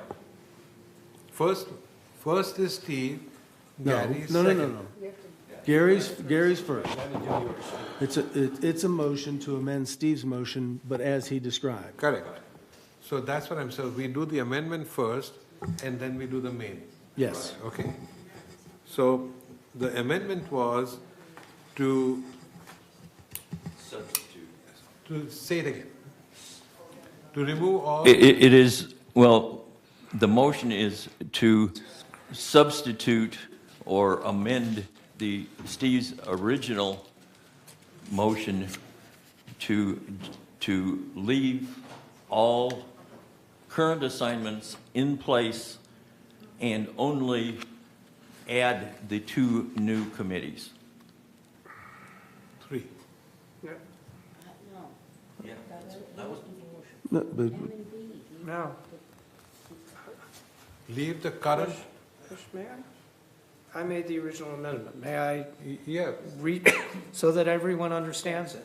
Okay. My amendment was to accept everything in the resolution for changes as Cush constructed it, with the exception of taking the M&V appointments off. Right. It was not to leave the current committee assignments as they are.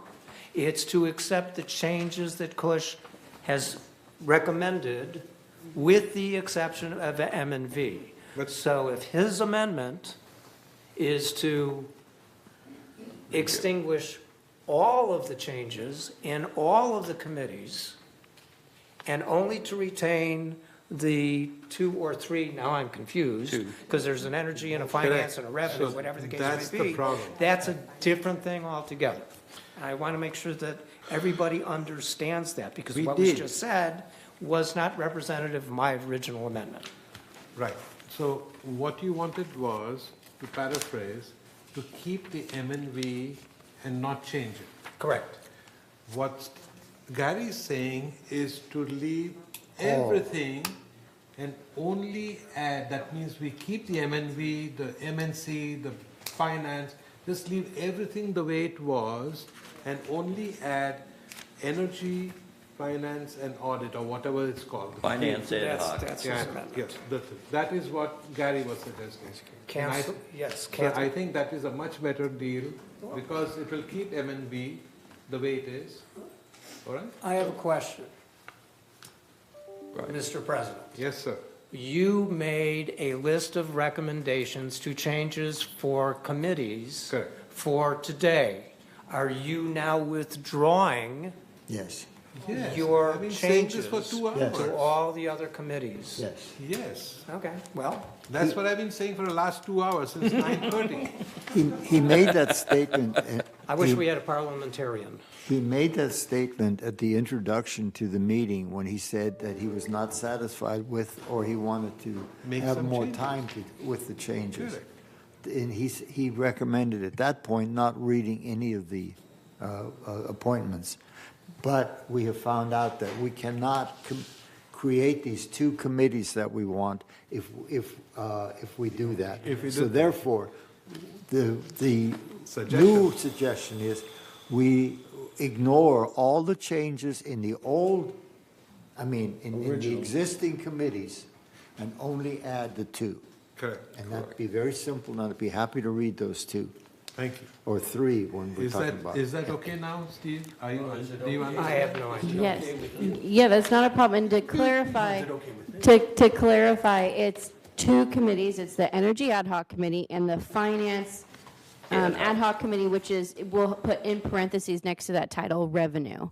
So it'll be Finance in parentheses Revenue Ad Hoc Committee. Oh, okay. So I have Yeah, a question. should be revenue. I have a question. That's right. If I withdraw my motion, and since his is an amendment to my motion, then his amendment will also be withdrawn. And then Kush can make a motion to remove his recommendations that are contained within this document and only ask for the approval of the new committees. Yes, that's correct. Sounds correct. If that's the mechanism, then I will withdraw my motion, and Gary's motion is extinguished because I've withdrawn mine, and his was amended.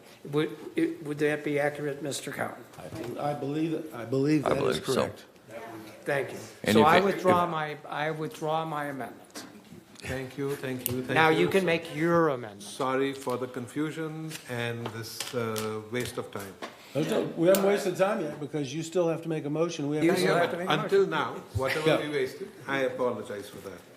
So I make a motion to not follow the changes of the committee assignments, except add two new committees.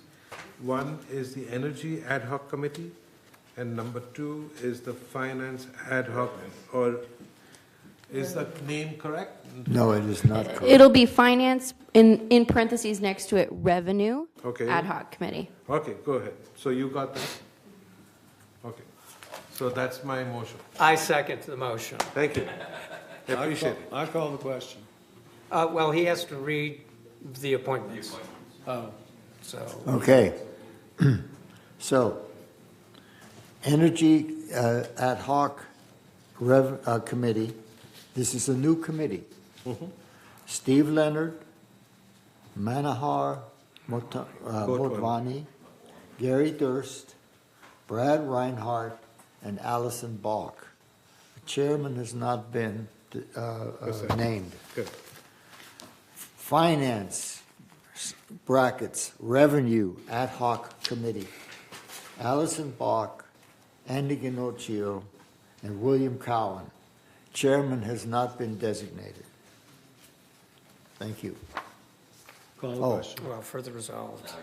Okay, resolve further that the resolution 90-24-72 adopted December 3, 20 is hereby superseded and canceled, and resolve further that officers and agents of this corporation are hereby authorized on behalf of the corporation to carry out this resolution.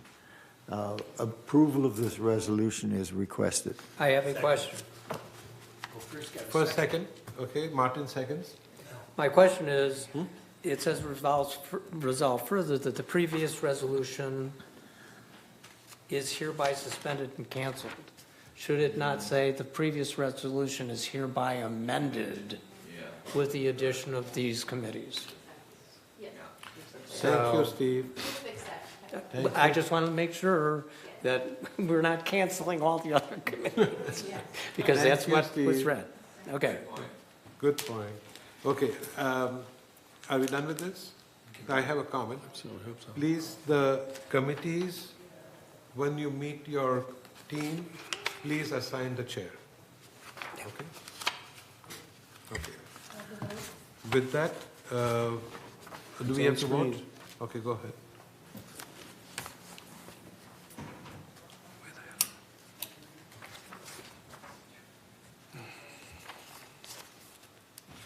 Did it come through? Yeah. Okay. With that, we have come to the end of all the items for this. Does the board want to take a 5-minute break? Yes, please. Okay, so we are going to take a 5-minute break.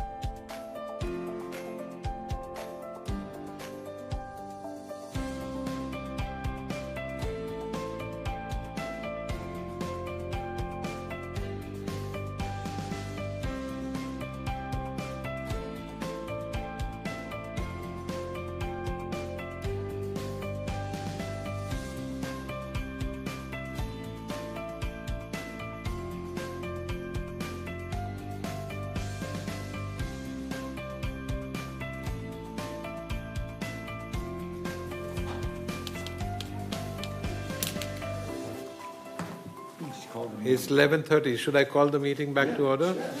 Yeah? Okay. We have quorum. Okay. So,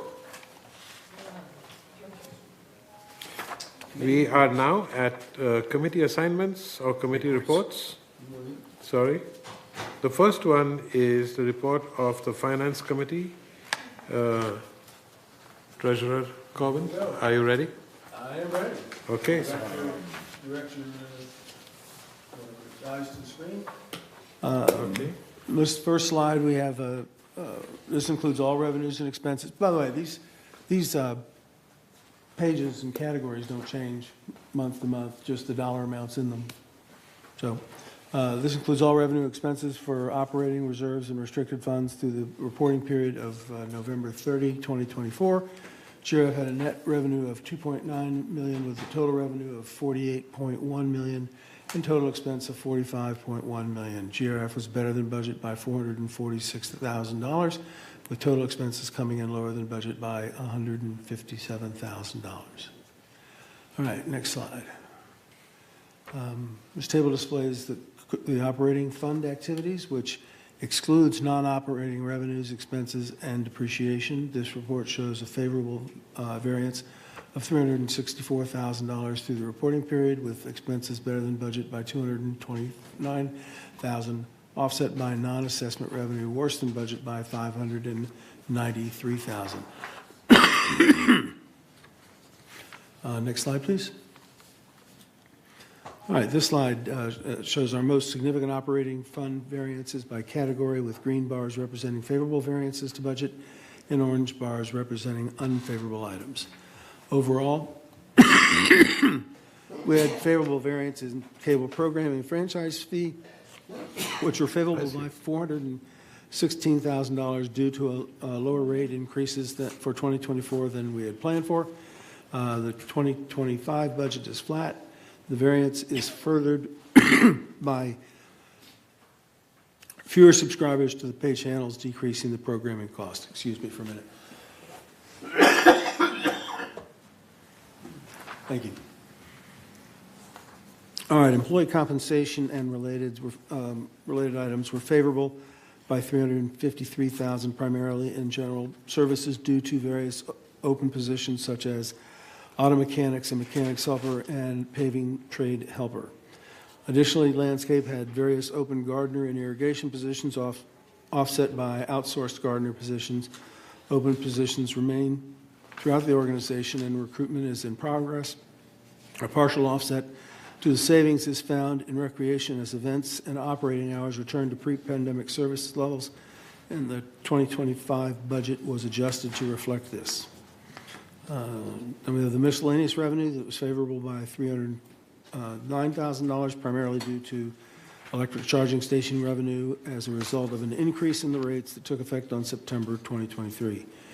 Additionally, the clubhouse labor revenues at the Performing Arts Center were higher than budgeted due to the high number of events held by clubs. Furthermore, demand is higher year to date for personal training and group classes at the fitness centers. All right, unfavorables. Outside services were unfavorable by $316,000, primarily due to grounds maintenance outsourcing gardener positions as they remain unfilled. The variance was furthered by an increase in credit card payments for broadband services as payments via credit cards have increased in popularity amongst residents. Utilities and telephone were unfavorable by $478,000, primarily due to electricity rates being higher than budgeted. Electricity rates have been adjusted for the 2025 plan. The broadband services were unfavorable by $747,000 due to clients allocating fewer dollars to cable TV advertising and instead towards other digital platforms that provide advertising metrics. In addition, revenue for set-top boxes is lower than anticipated as streaming becomes more popular among our community. All right, so let's move on to the next slide, please. There we go. This slide shows sources of revenue other than the assessments such as fees and rentals. To date, we have received $9.8 million of non-assessment operating fund revenue as shown in this pie chart. By category, we can see that our largest revenue is broadband services, which is internet, set-top boxes, ad insertion, and premium channels, followed by golf revenue and other occupant revenue, which includes class fees, electric vehicle charging revenue, additional occupants fees, equestrian center fees, and RV storage fees, among others. Additionally, club rentals and fee events and merchandise sales. These revenues offset costs and help keep our assessments down. Next slide, please. Consistent with prior months, our largest operating fund expense is compensation, followed by cable and programming expenses. Of the $40.3 million excluding depreciation, these two categories account for 69% of the operating expense. Insurance, professional and legal, utilities and fuel, and outside services, et cetera, make up the remaining 31%. Slide number 6, please. All right. The reserve and restricted funds adjusted balances are shown here. Starting with the first column on the left, reserve funds have a combined ending balance of $44.3 million. Restricted fund balances have an ending balance of $2.8 million. Included in these totals are contributions received received this year through assessments, trust facility fees, and investment earnings. The second column shows the work in progress of $11.2 million for reserve and $0 for restricted activities, reflecting the amounts paid for projects not yet completed. The third column represents the resulting adjusted fund balances of $33.1 million for reserve and $2.8 million for restricted. All right, slide 7, please. We have a slide here to show the resale history from 2022 through 2024. Community-wide sales total 400 through November 30, 2024. Most of these transactions generate trust facility fees, the transfer fee, which is used as a source for our reserves. Slide number 8. The listing on this slide gives you an idea of where the reserve money is committed. Of the $29.9 million appropriated by the board for various projects and equipment purchases, the remaining encumbrances against our reserve funds is $14.4 million, primarily for renovation projects. Restricted funds had a total appropriations of $47,000 for the West Creek Fuel Modification Project, which has been completed. And slide 9. Here we compare our adjusted fund balances to historical balances for the past 5 years, showing that GRF has averaged $29.4 million in reserve funds and $2.7 million in contingency funds. And that's it. Thank you, William. Yep. Appreciate it. Yes, go ahead. Bill, slide number 6, we just voted to defund certain projects. So the 11 million one that is shown for work in progress, is that now going to be decreased by the amount we just defunded? I believe that's so, but I would need to verify with. It'll show up in the year-end numbers. Yeah, it'll show up. I mean, we're defunding it as of the end of the year, so it should show up right there. Okay, thank you. Andy? Anybody else? Yes, Andy. Two things. Did I hear we have a operating deficit of 446,000? True? Deficit. It's. I mean, the technically yes, but I actually have to have Steve explain this better than I will be able to. That is budgeted into the budget because there were excess fees from prior years that are used to cover those technical losses. Okay, so the bottom line is that at the end of December, and I'm assuming we will still have an operating deficit, it will go against the contingency fund. I think there was $2.7 million in the contingency fund. This, whatever the number is, let's say $500,000, it would reduce that contingency fund. I just want to. I think that is correct. Yeah, but the that's point what being the purpose is of that, it is. Yeah. there were excess funds from prior years that are used to fund the what is a paper deficit for this year. Okay. The second point, and this is really for Steve, because he has a knowledge of energy, which I don't. On the electricity being over budget, can that be offset to some degree by time shifting? In other words, using technologies such as batteries, could we shift the electricity usage more to batteries in the high? Is that possible? So let me preface this with, we ran so far over budget in 2024 on electricity. It was like $600,000, I think, all in. Primarily as a result that the budgeted amount for the year was around $1 million. The prior year's budgeted amount, I believe, I'm doing this off the top of my head, was about $102 million. So, or $120 million? 1.2. 1.2, right. So, 1.2, thank you. So somehow in 2023 we budgeted 1.2, and in 2024 we budgeted $1 million. Okay. That didn't make sense because electric rates didn't go down. So that's part of the reason we're so far over budget for 2024, the 600,000. Had staff originally put in a budget of 1.3, for example, we would have been 300,000 over. To answer your question,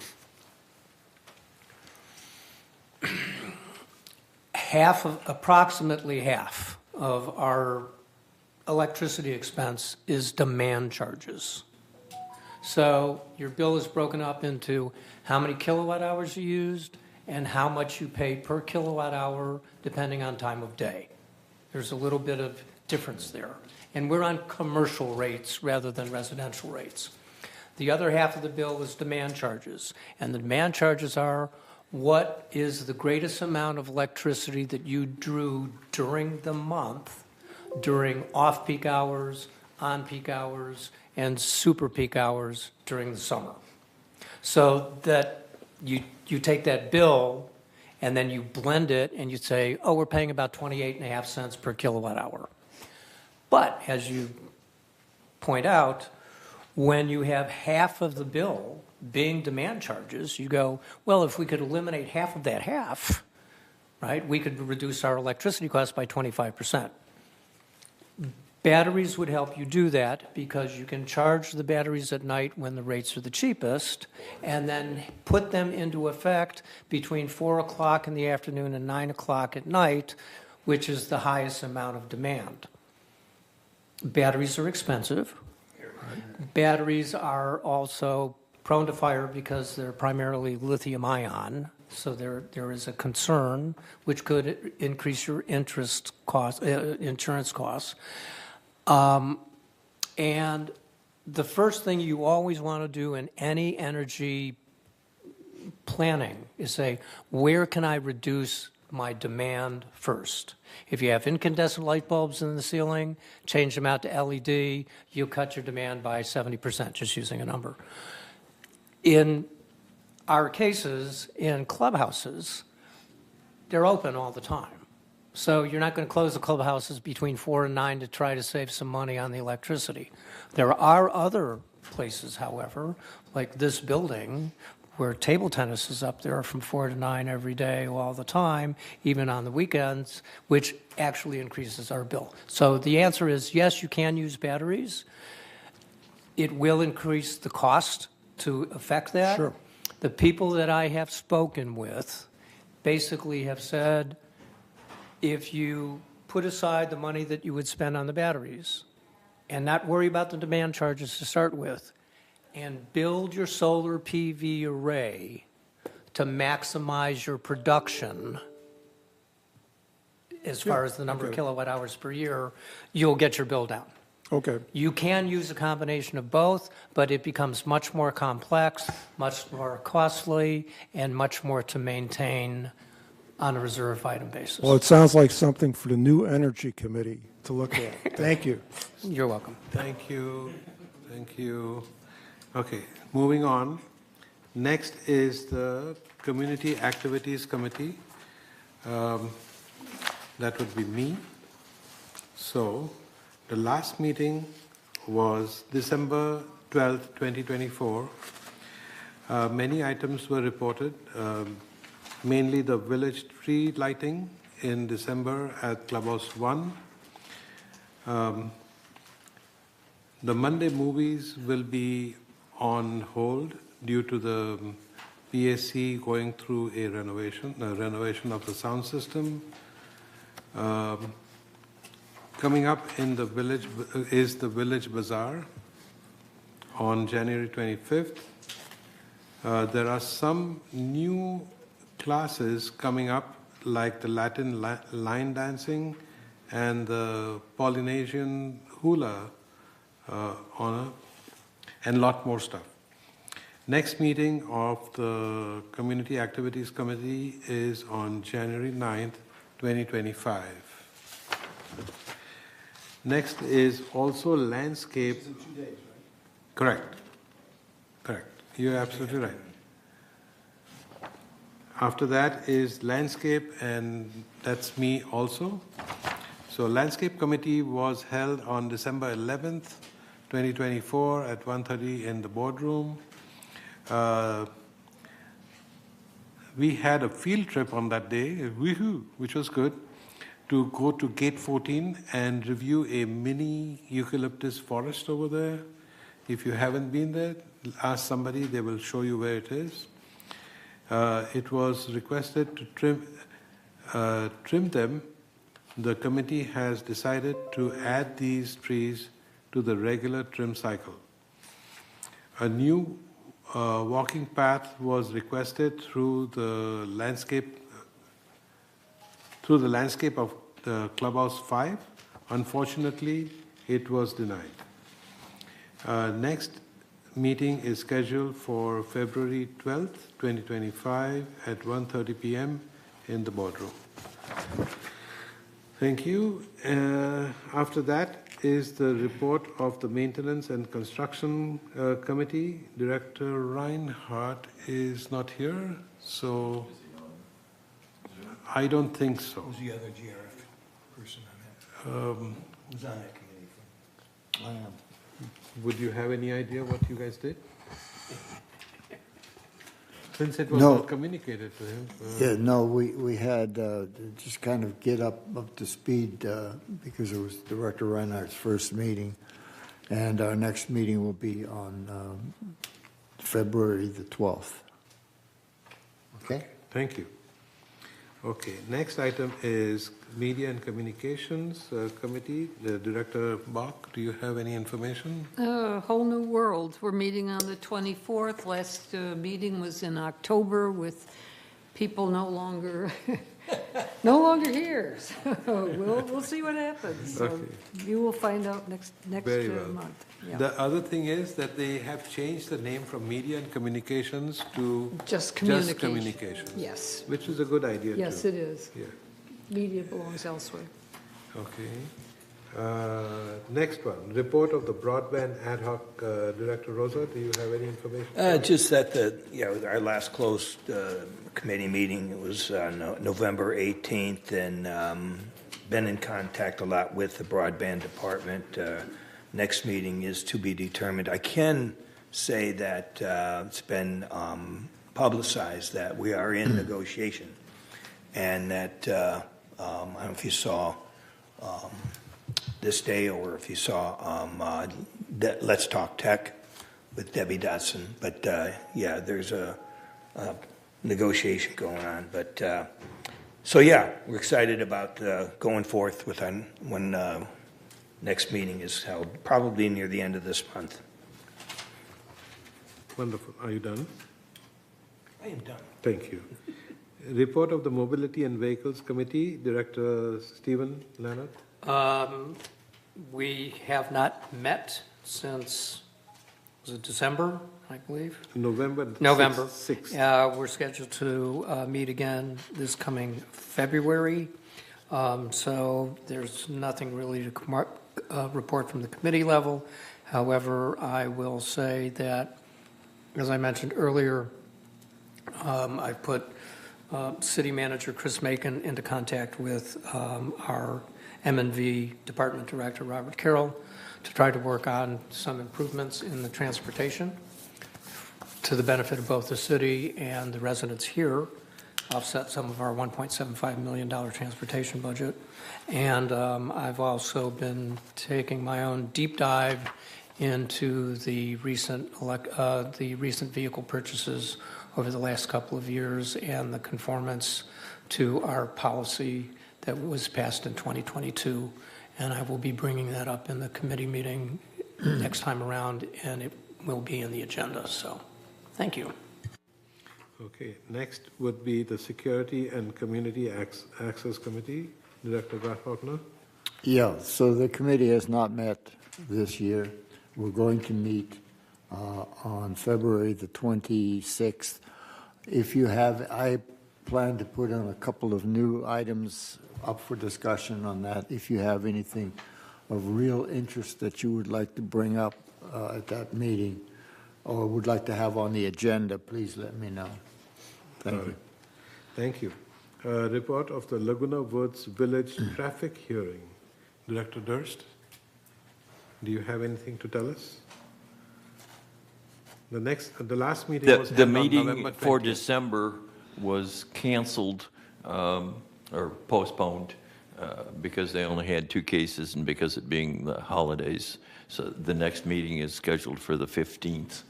Unfortunately, I'm not going to be able to attend that, so I've asked our alternate to step in for me. Sure. Next one is Executive Member Hearing Committee. Director Bada, I haven't attended any other meeting so far, so I have nothing to report. The next meeting is going to be February 6th, 2025. Moving along. Report of the Disaster Preparedness Task Force. Director Rosa. Yes, we met on November 26th, had great discussions about what to do in different types of disasters. We also discussed the antenna project that's going on at the clubhouses, how that got waylaid, but we're looking at trying to put together a task force that can finish the project or get somebody else in there that can do that. But our next meeting is going to be on January 28th here in the boardroom. And I'm also the chair of the ITAC committee. I could not attend it the last meeting, so I'm hoping that I had Director Steve Leonard chair it for me. Steve, do you have anything you can add, please? It's a closed meeting, so we talk in the closed session. Well, other than the meeting occurred, and I had difficulty getting into the meeting through Zoom, so actually someone else chaired it, and I don't remember who that was. Probably Sue Margolis, maybe. I believe so, yes. Yeah. So, yeah, I had technical difficulties getting in on the Zoom, so, 15 minutes into the meeting, I was finally able to get in, and I said, oh, Sue's chairing the meeting? Fine, go ahead. Thank you. Anyway, thank you, guys. The item number 15 is future agenda items. I don't think I see anything on it, or do I? So now, committee assignment. So now we can put that on it.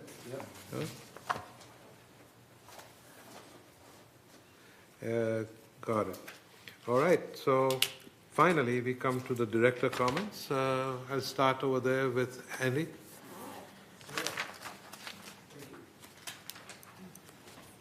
You want to say something?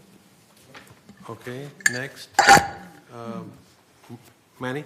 No, thank you. Okay, Gary? No comment. Okay. Ellen? No comment. Okay. Thank you. William? No further comment. Thank you. No further. Okay. Happy New Year. No comment. Egon? No comment. Stephen? Depending on your persuasion, the national day today is either National Tempura Day or National Bobblehead Day. Take your pick. Thank you. Thank you. I have no further comments. Let's recess this till 12:30, 12:40?